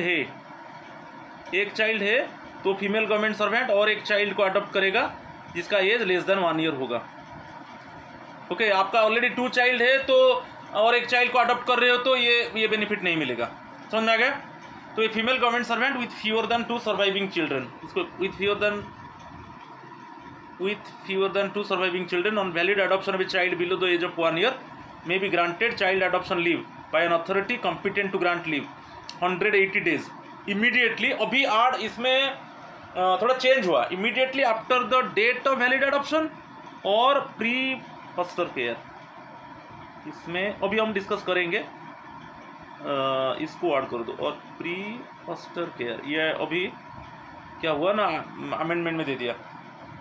तो ये जो 180 डेज आपको मिलेगा immediately after the date of valid adoption और प्री फॉस्टर केयर, क्योंकि आप ऐसे बच्चा का लालन पालन मैंने शुरू कर दिया मगर उसको वैलिड के आकर में आप उसको अडॉप्ट नहीं किया, तो ये जो 180 डेज ऐसे काउंट होगा, इधर फ्रॉम वैलिड अडॉप्शन और फ्रॉम प्री फॉस्टर केयर। और during the period of child adoption leave salary आपको मिलेगा। जब आप चाइल्ड अडॉप्शन लीव में जो फीमेल गवर्नमेंट सर्वेंट प्रोसीड कर रहा है तब उसको जो उसका पे था बिफोर प्रोसीडिंग ऑफ लीव, तो उसका जो पे था उसके हिसाब से लीव सैलरी मिलेगा। और ये कंबाइंड होगा, चाइल्ड अडॉप्शन लीव में भी combined with leave of any other kind, सभी के साथ, मगर सीएल के साथ कंबाइंड नहीं होगा, कैजुअल लीव के साथ कंबाइंड नहीं होगा, ठीक है, सीएल के साथ कंबाइंड नहीं होगा।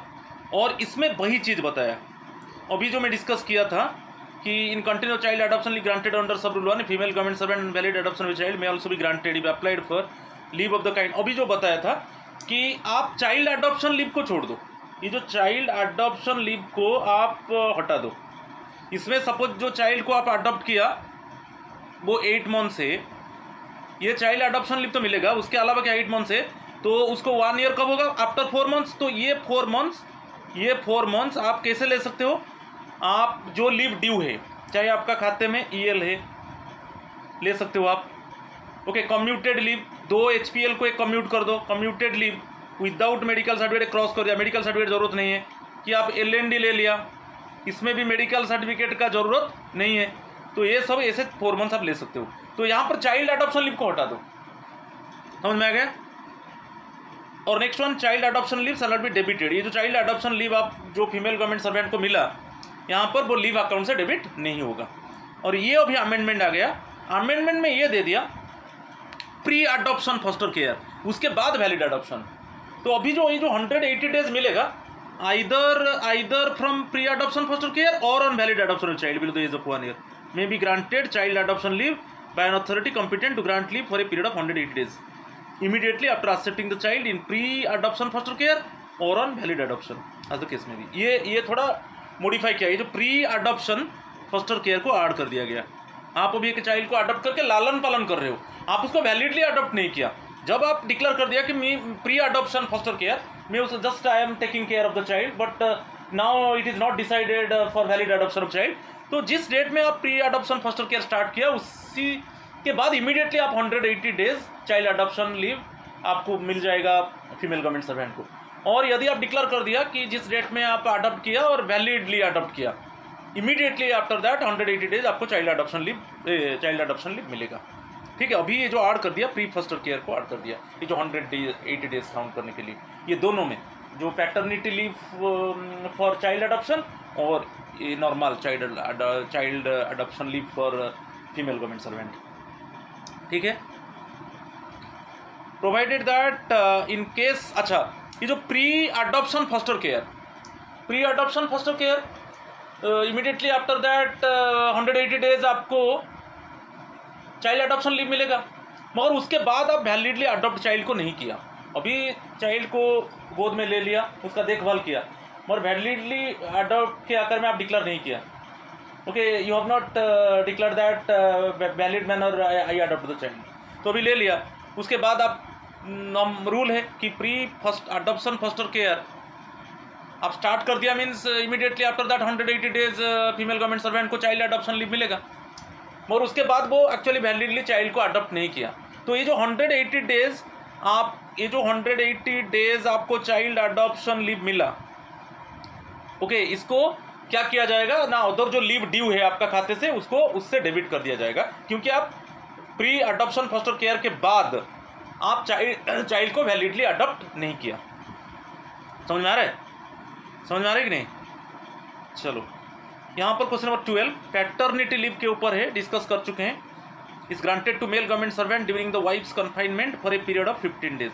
और एक मजा बात है, ये जो चाइल्ड अडॉप्शन लीव है ये 43B में था। ये child adoption leave 43B, rule को याद रखिए, रूल के ऊपर क्वेश्चन आता है। Okay, 43A paternity leave, 43A paternity leave, 43AA ये paternity leave for child adoption, 43B ये है चाइल्ड अडॉप्शन लीव। ठीक है, चलो question number 13 leave to female government servant on the adoption of a child is granted for a period of 180 days. अभी तो हम discuss किया। ओके, और ये जो 180 डेज कैसे काउंट होगा ना, आइदर प्री फॉस्टर केयर और वैलिड अडॉप्शन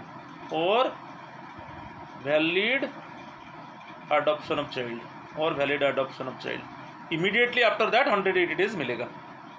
ठीक है, और आप प्री फॉस्टर केयर के बाद वैलिड अडॉप्ट नहीं किया तो आप जो 180 days female government servant child adoption leave ले चुका है तो वो 180 डेज को डेबिट कर दिया जाएगा। आपका जो लीव ड्यू है, जो खाते में आपका है, क्रेडिट के आकर में है, उससे डेबिट कर दिया जाएगा, क्योंकि आप प्री फॉस्टर केयर के बाद उस चाइल्ड को वैलिडली अडॉप्ट नहीं किया।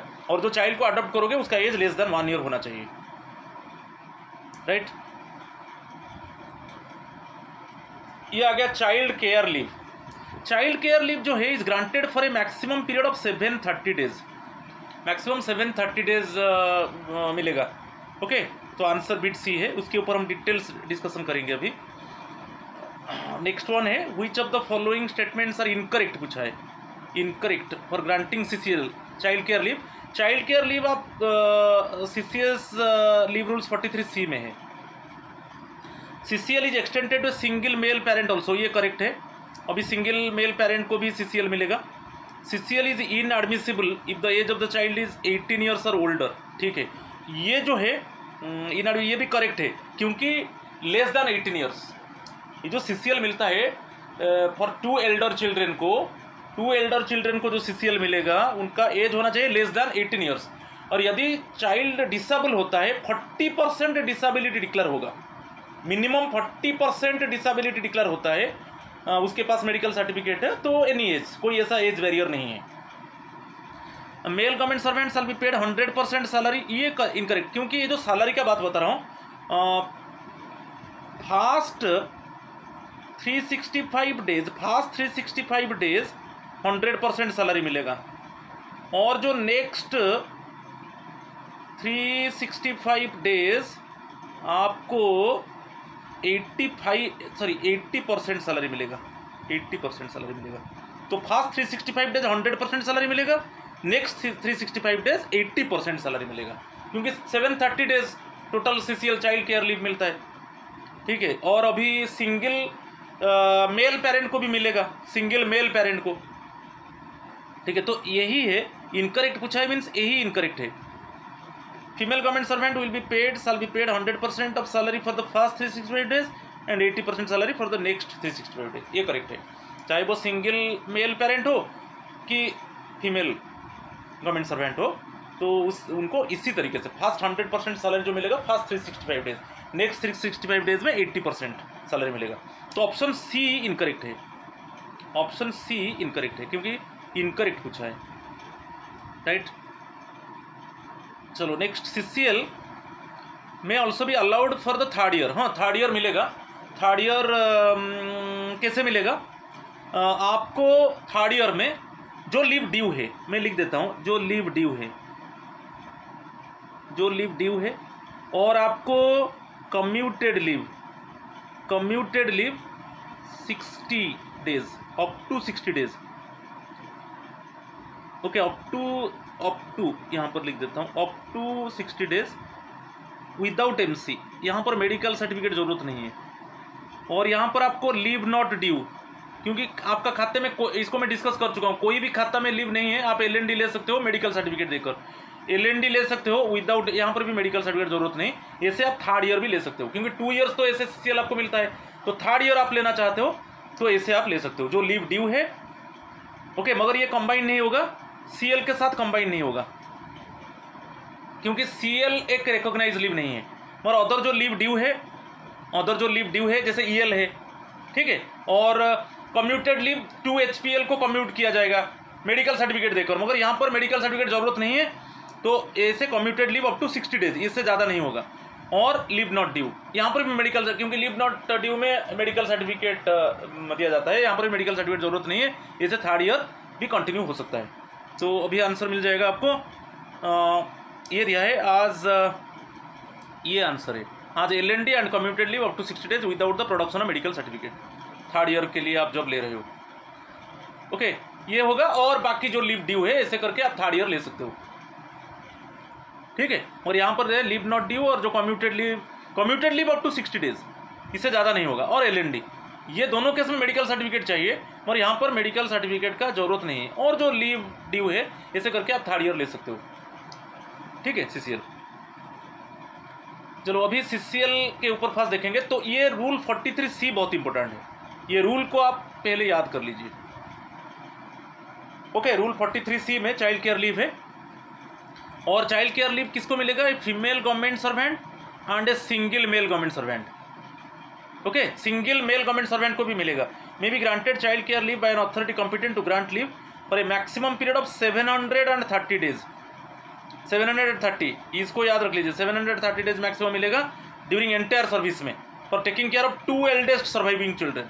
तो 730 डेज पूरा टोटल एंटायर सर्विस कैरियर में 730 डेज मिलेगा फॉर 2 एल्डेस्ट चिल्ड्रन, ओके। किसके लिए? फॉर हियरिंग और for looking after any other needs such as education, sickness, आपको कोई पर्पज देना है उसका हियरिंग के लिए, और जो looking after any other needs, education, sickness and the like. और ये जो 2 eldest children basically normally less than 18 years.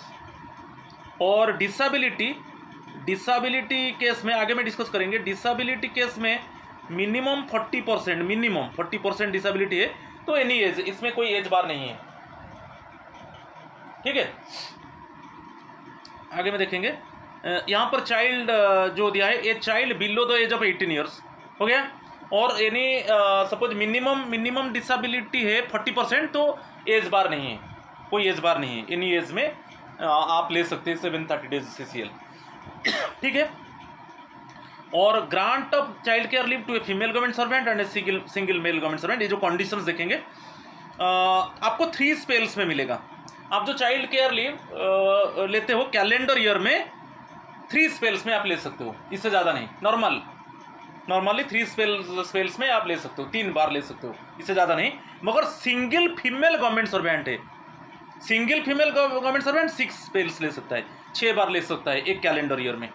तो नॉर्मली जो एक नॉर्मली फीमेल गवर्नमेंट सर्वेंट और सिंगल मेल गवर्नमेंट सर्वेंट, तो नॉर्मली 3 स्पेल्स में उनको सीसीएल मिलेगा। मगर यदि सिंगल फीमेल गवर्नमेंट सर्वेंट है, बहुत इंपॉर्टेंट है, सिंगल फीमेल गवर्नमेंट सर्वेंट है, 6 स्पेल्स मिलेगा कैलेंडर ईयर में, इट मीन 6 बार मिलेगा सिंगल फीमेल गवर्नमेंट सर्वेंट को। अदरवाइज नॉर्मल जो फीमेल गवर्नमेंट सर्वेंट है और जो सिंगल मेल गवर्नमेंट सर्वेंट है उनको 3 बार वो ले सकते हैं एक कैलेंडर ईयर में, ठीक है। नेक्स्ट, प्रोबेशन पीरियड में ये ग्रांटेड नहीं होता है normally, it shall not be granted during the probation period except in case of certain extreme situations where the leave sanctioning authority is satisfied about the need of child care leave to the probationer provided that the period for which such leave is sanction is minimal. तो basically probation period में नहीं मिलता है CCL, मगर competent authority ये सोचता है कि कोई इमरजेंसी एक्सीजेंसी टाइम में ज़रूरत है तो CCL सैंक्शन होगा, मिनिमम पीरियड के लिए सैंक्शन होगा प्रोविजन पीरियड में। ओके, और ये जो चाइल्ड केयर लीव जो एक स्पेल में, जैसे आप नॉर्मली 1 कैलेंडर ईयर में 3 स्पेल्स और एक सिंगल फीमेल गवर्नमेंट सर्वेंट को 6 स्पेल्स 6 बार वो ले सकता है, सिंगल फीमेल गवर्नमेंट सर्वेंट को 6 बार मिल सकता है, और नॉर्मली 3 स्पेल्स जो होता है, एक स्पेल्स में granted for a period less than 5 days may not be granted, तो मिनिमम 5 डेज आपको लेना है। एक स्पेल में आप चाइल्ड केयर लीव ले रहे हो तो मिनिमम 5 डेज, इससे कम नहीं होना चाहिए। नॉर्मली 3 बार आप ले सकते हो और सिंगल फीमेल गवर्नमेंट सर्वेंट वो 6 बार ले सकता है, और एक बार जो आप चाइल्ड केयर लीव लोगे वो मिनिमम 5 डेज, इससे कम नहीं होगा। ये भी बहुत इंपॉर्टेंट है।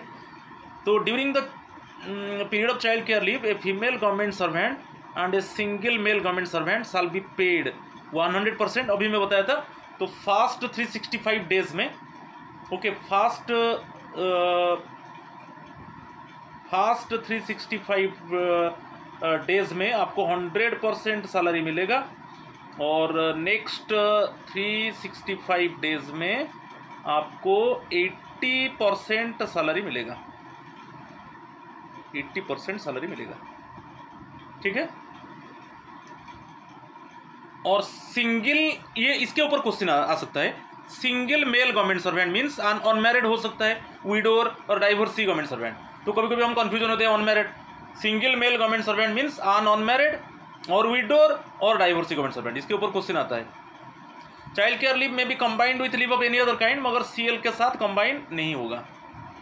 और ये थर्ड ईयर में आप ले सकते हो, ओके, आपको 730 डेज CCL मिलता है। थर्ड ईयर कैसे कंबाइन होगा, मैं अभी आपको बताया था।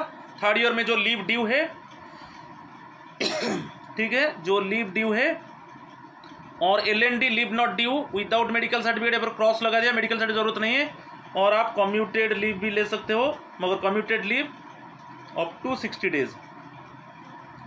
60 डेज विदाउट MC, क्योंकि कम्यूटेड लीव में आपको मेडिकल लीव देना पड़ता है, मेडिकल सर्टिफिकेट देना पड़ता है, मेडिकल सर्टिफिकेट देना नहीं पड़ेगा। इसे थर्ड ईयर भी जो CCL आपको 730 डेज मिलता है, उसके साथ ये कंटिन्यू थर्ड ईयर में भी हो सकता है, जो लीव ड्यू है, ओके।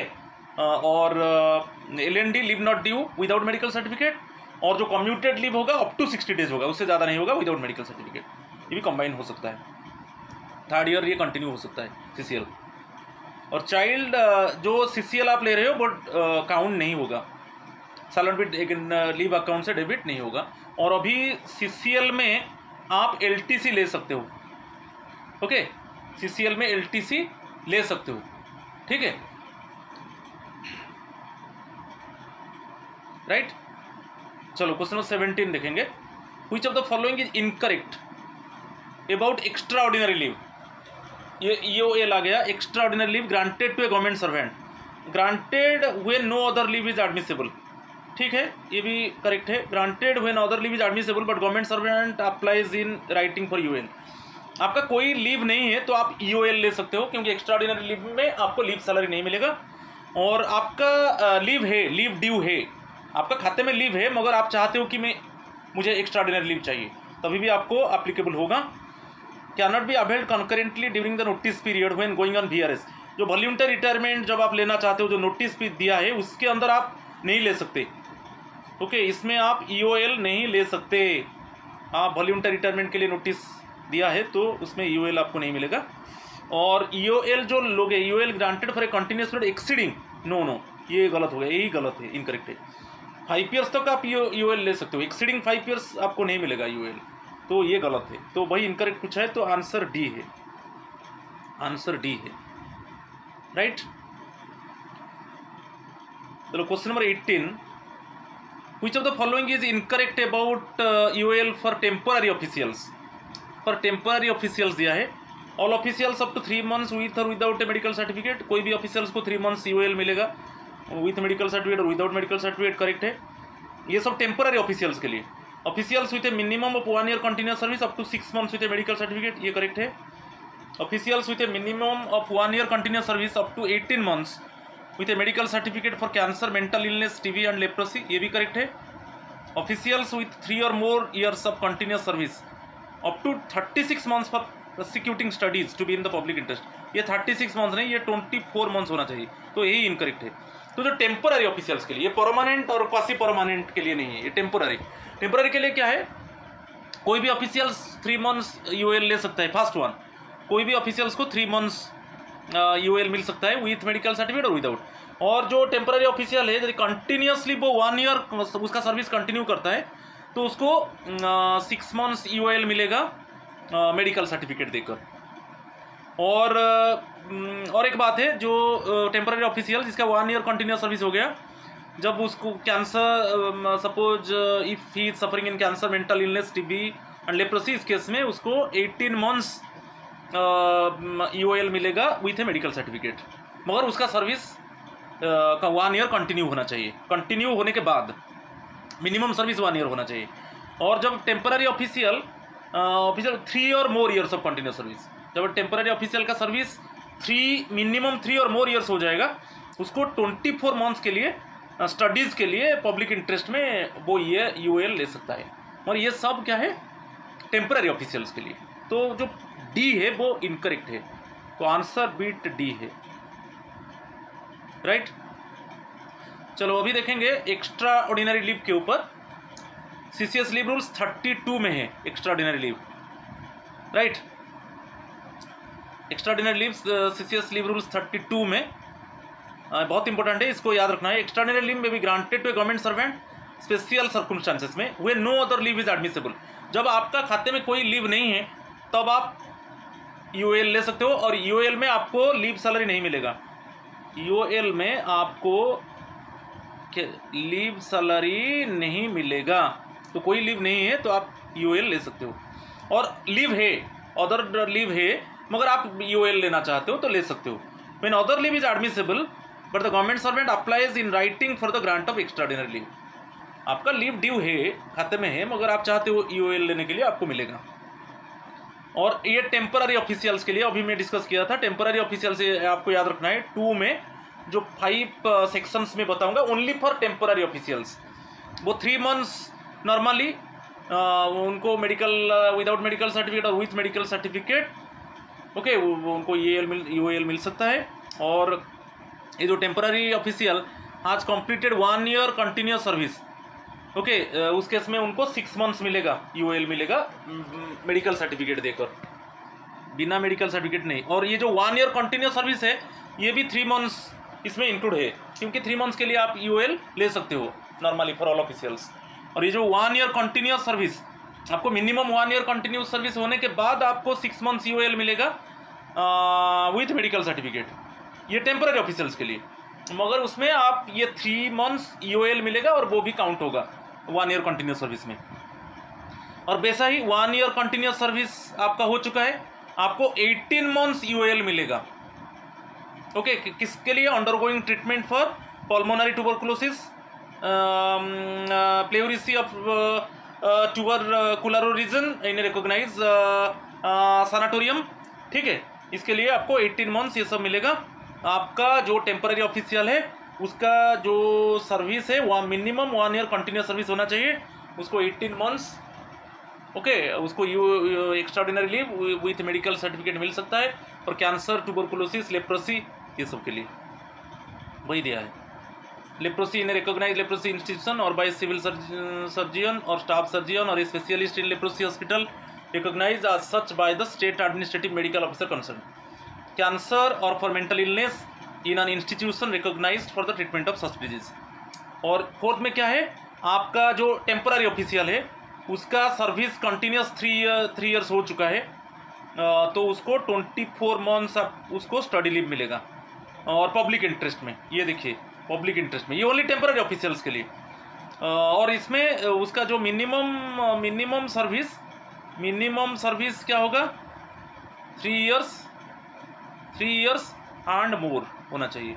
तो इस केस में उसको 24 मंथ्स स्टडी लीव मिलेगा पब्लिक इंटरेस्ट में। और वो रिटर्न आने के बाद फिर कंटिन्यूस 3 ईयर्स तो उसको सर्विस देना है, और नहीं देगा तो वो रिटर्न आ गया रिटर्न आने के बाद वो 3 मंथ्स उसको मिनिमम सर्विस देना है, वो नहीं दिया तो उससे रिकवरी कर लिया जाएगा, जो भी उसके लिए उसको पेमेंट किया गया है वो रिकवरी कर लिया जाएगा। और एक मजा बात है, जो टेम्पररी ऑफिशियल 3 इयर्स उसका सर्विस 3 इयर्स एंड मोर हो चुका है, वो 24 मंथ्स के लिए स्टडी लीव ले लिया पब्लिक इंटरेस्ट में और वो रिटर्न नहीं आया, तो उस केस में उसके ऊपर जो भी एक्सपेंडिचर किया गया है उसे रिकवरी कर लिया जाएगा। और यदि वो स्टडी लीव लेने के बाद रिटर्न आता है तो उसको मिनिमम 3 ईयर सर्विस करना है, और वो मिनिमम 3 ईयर सर्विस नहीं किया, उसके पहले वो छोड़कर चला गया, तो उसको जो पेमेंट किया गया है वो 3 ईयर्स के अंदर जो भी पेमेंट किया गया है उससे रिकवरी किया जाएगा। ये थोड़ा चीज़ को, ये सब क्या है, टेम्पररी ये के लिए। और यहाँ पर दिया है 3A में, देखिए, where a government servant is granted extraordinary leave in relaxation for the provisions content, वही दिया है, वही टेम्पररी अभी जो मैं बताया। और यहाँ पर वो उनको बॉन्ड देना है, the bond shall be supported by sureties from 2 permanent government servants having a status comparable to और higher than that of the government servant. तो वो जब जाएंगे जो प्रोसिक्यूटिंग स्टडीज़ के लिए, उनको बॉन्ड भी देना है, और बॉन्ड में साइन 2 परमानेंट गवर्नमेंट सर्वेंट्स को साइन करना है, ठीक है, इसको भी याद रखना है। और schedule caste government servants belonging to the schedule caste और शेड्यूल ट्राइब में for the purpose of attending pre examination training course at the centre notified by the government, उनको भी यूएल मिलेगा। सपोज कुछ प्री एग्जामिनेशन ट्रेनिंग कोर्स के लिए, ये सब टेम्पररी ऑफिशियल भी है, और शेड्यूल कास्ट शेड्यूल ट्राइब से टेम्पररी गवर्नमेंट जॉब में है, और वो उनको प्री एग्जामिनेशन ट्रेनिंग कोर्स चाहिए, तो उसके लिए भी यूएल मिलेगा, गवर्नमेंट रिलैक्सेशन देता है। ये इतना तक सब टेम्पररी ऑफिशियल्स के लिए। और यहाँ पर जो है 2 spells of extraordinary leave if intervened by any other kind of leave, तो उसको एक माना जाएगा। सपोज अभी आप 3 EOL ले लिया, और उसमें सपोज 2 ऐसे पब्लिक हॉलीडे आ गया, 1 संडे आ गया, फिर आप इमीडिएटली उसके बाद आप 5 EOL ले लिए, तो ये पूरा एक कॉम्बाइंड हो जाएगा। ये है, ये इंटरवेन किया ना, 2 पब्लिक हॉलीडे आ गया, 1 आप 3 EOL लिए थे, 3 डेज एक्स्ट्राऑर्डिनरी लीव लिए थे, उसके बाद ये पब्लिक हॉलीडे और संडे आ गया, तो ये इंटरवेन कर दिया, और ये नेक्स्ट फिर आप 5 EOL ले लिए, तो ये तो कंबाइंड होकर एक हो जाएगा, ठीक है। और authority competent to grant leave में कम्यूट रेट, अच्छा, और एक मजा बात है, आप अनऑथराइज एब्सेंस हो गए, अनऑथराइज एब्सेंस हो गए, और उसको कॉम्पिटेंट अथॉरिटी क्या किया, आप रीजन दिए क्यों आप अनऑथराइज एब्सेंस हो गए, आप लीव सैंक्शन अथॉरिटी का परमिशन नहीं लिया, एब्सेंट हो गए, तो सपोज आप प्रॉपर रीजन दिया कि इसके वजह से मेरा जो एब्सेंस है, मैं लीव नहीं ले पाया, मैं परमिशन नहीं ले पाया, उसको कंडोन कर दिया गया, तो इस केस में इसको एडजस्ट नहीं किया जाएगा, तो सर्विस ब्रेक हो जाएगा। सर्विस ब्रेक होने से इंक्रीमेंट, लीव और पेंशन को अफेक्ट करता है, तो उस केस में ये जो अनऑथराइज एब्सेंस है उसको EOL डिक्लेयर कर दिया जाएगा। ओके, EOL में तो लीव सैलरी आपको नहीं मिलता है, तो EOL डिक्लेयर कर दिया जाएगा और सर्विस कंटिन्यू हो जाएगा, ठीक है। ये चीज़ को थोड़ा ध्यान देना है। अभी क्वेश्चन नंबर 19 HPL के ऊपर है। आज पर leave rules on HPL is granted 20 days for each completed year of service, तो 10 डेज जनवरी जो मिलता है, जो नॉन वैकेशनल स्टाफ है उनको HPL मिलता है। जनवरी 1 में 10 डेज एडवांस क्रेडिट होता है 6 मंथ्स के लिए, और जुलाई 1 में फिर एडवांस के आकार में 10 डेज, एडवांस के आकार में 10 डेज HPL क्रेडिट होता है, तो 20 HPL क्रेडिट होता है। तो here service does not include periods of overstayer, ये इंक्लूड नहीं होगा, क्योंकि आप जानते हो जब आप अनऑथराइज एब्सेंस को हम क्या बोलेंगे, डाइज नॉन। सपोज इसको कंडोन नहीं किया गया, इसको मैं देखिए, ये आंसर डी होगा, ये इसको डाइज नॉन, इसको कंडोन नहीं किया गया, इसको डाइज नॉन डिक्लेयर कर दिया जाएगा, इसमें सर्विस ब्रेक हो जाएगा, क्योंकि ये जो ओवरस्टेयर आप लीव अथॉरिटी का परमिशन नहीं लिया, एब्सेंस हो गए, और उसको कॉम्पिटेंट अथॉरिटी कंडोन नहीं किया, तो वो डाइज नॉन हो गया, और ये जो पीरियड है ये सर्विस में काउंट नहीं होगा। तो इस केस में जो HPL 1/18 डाइज नॉन पीरियड, वो आगे में जो सब्सिक्वेंट टाइम में जो HPL आपको 10 HPL मिलेगा उससे डेबिट हो जाएगा। सपोज आप dies non unauthorise absence suppose 90 days हो गए, सपोज आप 90 डेज हो गए, मार्च अप्रैल में में 90 डेज हो गए, तो 90 डेज मीन्स 180 इंटू 90, तो यहाँ पर 5। तो जो सपोज जुलाई 1 में आपको जो जुलाई 1 में जो 10 HPL आपको देना था वो 5 HPL दिया जाएगा, क्योंकि डेबिट हो जाएगा। ठीक है, तो जितना दिन आप डाइज नॉन अनऑथराइज एब्सेंस आपका उसको डाइज नॉन डिक्लेयर कर दिया गया, तो डाइज नॉन डिक्लेयर कर दिया गया मीन्स सर्विस ब्रेक हो गया, तो सर्विस में काउंट नहीं होगा अनऑथराइज एब्सेंस पीरियड को। ओके, सर्विस में काउंट नहीं किया गया, तो उसका 1/18 क्या है HPL जो है 1/18 1/18 से आप उसको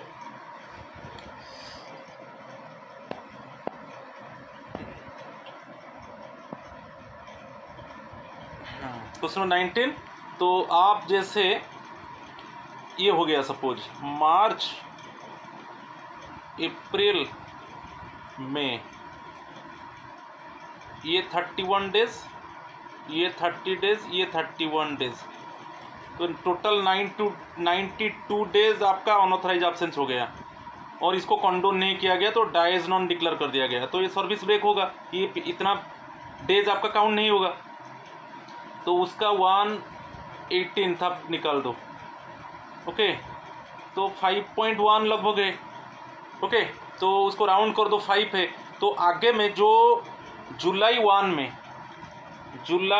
में आपको एडवांस के आकार में जो 10 HPL मिलेगा, अभी 10 नहीं मिलेगा, क्योंकि ये जो डाइज नॉन ओके जो 92 डेज जो अनऑथराइज एब्सेंस हो गया, ओवर स्टे ऑफ लीव हो गया, उससे हम काउंट कर लिए 1/18। 5.1 मीन्स 5.5 होगा, तो नेक्स्ट राउंडिंग होकर 6 होता है।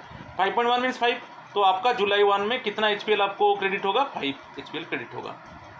ठीक है, तो यहाँ पर आंसर डी है, does not, year service does not include periods of over stay of leave. Next one, what will the HPL accumulation as of 1/7/2020 पे new government servant joined on. अच्छा, ये 5/3 होता है, क्योंकि 6 मंथ्स आप देखिए एवरी मंथ में 5/3, तो 10 हो गया ना, 10 HPL हो गया ना, तो एवरी मंथ के लिए एवरी मंथ 5/3, एवरी मंथ 5/3 के हिसाब से काउंट करो। ठीक है, क्लियर। तो अभी देखेंगे, अच्छा ये कंप्लीट कैलेंडर ईयर होना चाहिए, तो जो मार्च कंप्लीट कैलेंडर ईयर नहीं हुआ, ये कंप्लीट नहीं हुआ क्योंकि सेकेंड हो गया ना, 2 मार्च, ये कंप्लीट कैलेंडर मंथ नहीं हुआ, तो इसको हम काउंट नहीं करेंगे। तो हम जाएंगे अप्रैल मई जून, अप्रैल मई जून 3 मंथ्स। ठीक है, 3 मंथ्स के लिए कितना है 5/3, तो आपको 5 HPL। तो जो what will the HPL accumulation आज ऑफ 1/7/2020 पे न्यू गवर्नमेंट सर्वेंट को 5 डेज मिलेगा। ओके, क्योंकि एवरी मंथ में 5/3, मगर वो 2 मार्च मीन्स वो कंप्लीट कैलेंडर ईयर नहीं हुआ, और फास्ट में ज्वाइन करते तो कंप्लीट होता, तो मार्च काउंट नहीं होगा। तो अप्रैल मई जून एवरी मंथ में 5/3 HPL मिलता है, तो 3 मंथ्स में 3 × 5, तो वो फर्स्ट जुलाई में जो HPL जो न्यू गवर्नमेंट सर्वेंट है क्रेडिट होगा, वो 5 HPL क्रेडिट होगा, 5 डेज HPL क्रेडिट होगा। ओके, 5 डेज HPL क्रेडिट होगा। ठीक है, कैलकुलेशन समझ में आया। चलो थोड़ा HPL के ऊपर देख लेंगे। आप देख लिए CCS लीव रूल 29 HPL के ऊपर है, half pay leave. The half pay leave account for every government servant other than a military officer and a government servant serving in a vacation department को नहीं मिलेगा, इसको याद रखना है। other than a military officer and a government servant serving in a vacation department, only non vacational department को मिलेगा HPL 20 HPL, every 6 months में 10 HPL shall be credited with half pay leave in advance in 2 installments of 10 days each on the 1st of January and July every calendar year. The leave shall be credited, इसको भी समझाया, the leave shall be credited to the said leave account at the rate of 5/3 days for each completed calendar month. ये जो underline किया बहुत important है, इसके ऊपर क्वेश्चन आता है 5/3 days for each completed calendar month। तो जैसे इसमें एक ज्वाइन किया 2 मार्च 2023 में, तो ये मार्च काउंट नहीं होगा, मार्च क्योंकि ये कंप्लीट कैलेंडर मंथ नहीं हुआ, तो एवरी कैलेंडर मंथ में 5/3 डेज HPL क्रेडिट होता है, नहीं कि which he is likely to render in the half year of the calendar year in which he is appointed, right? The credit for the half year in which a government servant is due to retire. अच्छा, और एक मजा बात है, जिस month में आप resign कर रहे हो, सपोज आप जून में रिजाइन किया, वो कंप्लीट कैलेंडर मंथ नहीं है, ठीक है। सपोज आप जून 29 में आप रिजाइन किया, तो जून के लिए आपको HPL नहीं मिलेगा, क्योंकि कंप्लीट कैलेंडर मंथ नहीं हुआ। तो रेजिग्नेशन के रिटायर और रिटायरमेंट तो basically last date of the month माने फास्ट के अलावा नहीं कि आपका सपोज आपका जुलाई 1 में जो है जुलाई 1 में आपका डेट ऑफ बर्थ है, तो प्रीवियस जून 30 में आपका जून 30 में आफ्टरनून में आपका रिटायरमेंट होगा। और अदर केस में जब डेट ऑफ बर्थ होता है 1 के अलावा सब लास्ट में, सपोज आपका डेट ऑफ बर्थ जुलाई 2 है, तो आपका जो रिटायरमेंट डेट होगा जुलाई 31 होगा। ये मेरा सर्विस रूल्स देख जनरल सर्विस रूल्स में है। तो 1 में जो है वो प्रीवियस को चला जाएगा, मगर 1 के अलावा कोई भी डेट ऑफ बर्थ है last date of the month. तो मगर आप रेजिग्नेशन, जैसे रेजिग्नेशन केस में आप जैसे रिजाइन कर दिया, सपोज मई 30 में रिजाइन किया, मीन्स मई मंथ के लिए आपको HPL नहीं मिलेगा। और सपोज मई 31 में आप रिजाइन किया 4 नून, इस 4 नून हो गया, मीन्स वो 31 काउंट नहीं होगा। तो इसके लिए भी मई मंथ के लिए आपको HPL नहीं मिलेगा। तो पूरा फुली कैलेंडर मंथ होना चाहिए ना, समझ में आ रहा है। नेक्स्ट वन है रिमूवल और डिसमिसल। जिस मंथ में आपका रिमूवल डिसमिसल हो रहा है, तो सपोज आपका मई मंथ में आपको रिमूव कर दिया गया, तो आपको जो HPL काउंट होगा अप्रैल 30 तक, अप्रैल मंथ तक होगा। ये दिया है, when government servant is removed और dismissed from service, credit of half pay leave shall be allowed at the rate of 5/3 days for completed 5/3 days for completed calendar month up to the end of the calendar month preceding the calendar month in which he is removed। जिस month में suppose मई में आपको remove और dismiss कर दिया गया, तो ये मई मंथ को हम काउंट नहीं करेंगे जब HPL काउंट करेंगे, तो प्रीवियस मंथ अप्रैल तक काउंट होगा। मगर डेथ केस में अलग है। डेथ में क्या है, सपोज आप मई 20 में उसका डेथ हो गया, तो मई मंथ काउंट होगा। ये डेथ केस में मई 20 में मिडिल में काउंट हुआ, वो तो कंप्लीट नहीं हुआ, कंप्लीट कैलेंडर मंथ नहीं हुआ, मगर मई काउंट होगा। HPL जब हम काउंट करेंगे मई को काउंट करेंगे, मई मंथ को काउंट करेंगे, डेथ केस में काउंट होगा। ठीक है, राइट, समझ में आया। चलो नेक्स्ट वन, ये दिया है बहुत, where a period of absence और suspension of a government servant has been dies non declare हो गया। तो डायजनॉन केस में क्या है 1/18, ये ओनली डायजनॉन केस में। मजा बात है, कभी कभी क्या है EOL आप एक्स्ट्रा ऑर्डिनरी लीव ले रहे हो, तो वो कोई प्रॉब्लम नहीं होगा, वो HPL को अफेक्ट नहीं करेगा। HPL इज नॉट अफेक्टेड, ये लिख देता हूँ, HPL इज नॉट अफेक्टेड। इसके ऊपर क्वेश्चन कभी कभी आता है, आप मान लेते हो, क्योंकि EL जो ऑर्ड लीव केस में आप EOL ले रहे हो तो अफेक्ट होगा, और HPL केस में HPL is not affected, only dies non. इस केस में ओनली, यहां पर मैं अंडरलाइन कर दिया, आप देख लीजिए,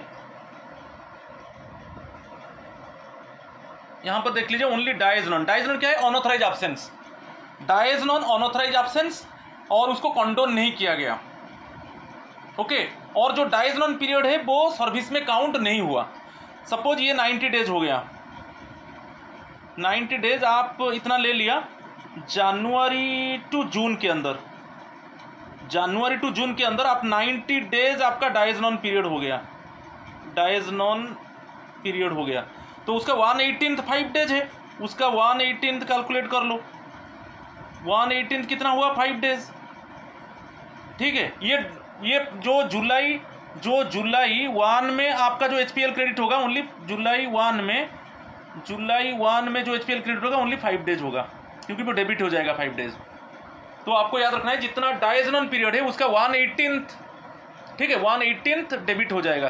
जो जुलाई 1 में जो एडवांस के आकर में जो क्रेडिट होता है HPL, उसमें डेबिट हो जाएगा। जैसे मेरा एग्जांपल दिया, जनवरी, ओके यहाँ पर और थोड़ा अच्छे से बता देता हूँ। जैसे जनवरी टू जून के अंदर जो डाइज नॉन जो अनऑथराइज एब्सेंस है पीरियड है 90 डेज है, और उसका 1/18 निकाल दो। 1/18 कितना हुआ? 5 डेज। तो जुलाई 1 में जो आपका HPL क्रेडिट होगा ओनली 5 डेज क्रेडिट होगा, ठीक है, क्योंकि 10 डेज होना चाहिए था, 10 डेज नहीं होगा, ये 5 डेज डेबिट हो जाएगा, ये 5 डेज डेबिट हो जाएगा, 5 डेज क्रेडिट होगा, ठीक है, ओनली डाइज नॉन केस में। और a government servant who is eligible for departmental leave under rule 49 में क्या है, आपको होल ईयर काम नहीं करना है। ओके, ऐसा कुछ एम्प्लॉयज़ है वो ईयर में टेम्पररी पीरियड्स के लिए काम करते हैं, तो उनको जो HPL मिलेगा 20 डेज, पूरा कंप्लीट कैलेंडर मंथ काम करने से उनको 20 डेज HPL मिलेगा। और इसमें क्या है, रूल 49 में देखिए कुछ एम्प्लॉयज़ है वो काम करते हैं, वो होल ईयर काम नहीं करते हैं, तो होल ईयर काम नहीं करेंगे तो उनको 20 डेज HPL नहीं मिलेगा। तो जब होल ईयर काम करेंगे उनको 20 डेज HPL मिलेगा, वही दिया है। तो the leave under this rule may be granted on medical certificate और without medical certificate. Medical certificate दिया जाएगा और विदाउट मेडिकल सर्टिफिकेट, ओके, इसमें प्राइवेट है विदाउट मेडिकल सर्टिफिकेट। अच्छा, तो fraction while affording credit of half pay leave, fraction of a day shall be rounded up to the nearest day. Fraction क्या है, suppose 7.5 है वो 8 हो जाएगा, कि 7.6 है 8 हो जाएगा, मगर फ्रैक्शन केस में 7.1 टू 7.4 वो 7 होगा। जैसे मैं एक एग्जांपल दे देता हूँ, 7.1 टू 7.4 7 होगा, मगर 7.5 टू 7.9 ये सब होगा 8 होगा, राउंड अप हो जाएगा। तो वही दिया है, while affording credit of half pay leave fraction of a day shall be rounded up to the nearest day. तो आज इतना पूरा क्लियर से मैं बताया आपको, पैटर्निटी लीव बताया आपको, child adoption paternity leave for child adoption बताया, चाइल्ड अडॉप्शन लीव बताया, चाइल्ड केयर लीव बताया, एक्स्ट्राऑर्डिनरी लीव बताया और हाफ पे लीव बताया, और 20 MCQs आपको मिला और कुछ पार्ट्स भी बताया। ओके, सो ये बहुत इंपॉर्टेंट सेशन था, उसको देख लीजिए। फिर लीव के ऊपर मेरा नेक्स्ट सेशन आएगा, सेकेंड बम्पर MCQ आएगा, उसमें मैं EL, earn leave, study leave, commuted leave, leave not due, ये सब डिस्कस करूंगा, और उसमें और कुछ जनरल रूल्स जो लीव के ऊपर ही डिस्कशन करूंगा। So my friends, please subscribe my channel, share my channel, like my channel, and you must have patience. You are preparing for so many candidates, they are telling that your video is long one. So my friends, if you are preparing, you must have patience. If you are preparing for the exam, then it is not easy one. Now the question is coming in very twisted manner. Now the question is not easy one. So if you want to crack the exam, then you must have patience. You go through the video properly. Okay, try to acquire knowledge or try to basically grasp the knowledge about the topics, and continuously marathon manner you try to see the video. Definitely you must have command over the rules and regulations. Thank you and namaskar.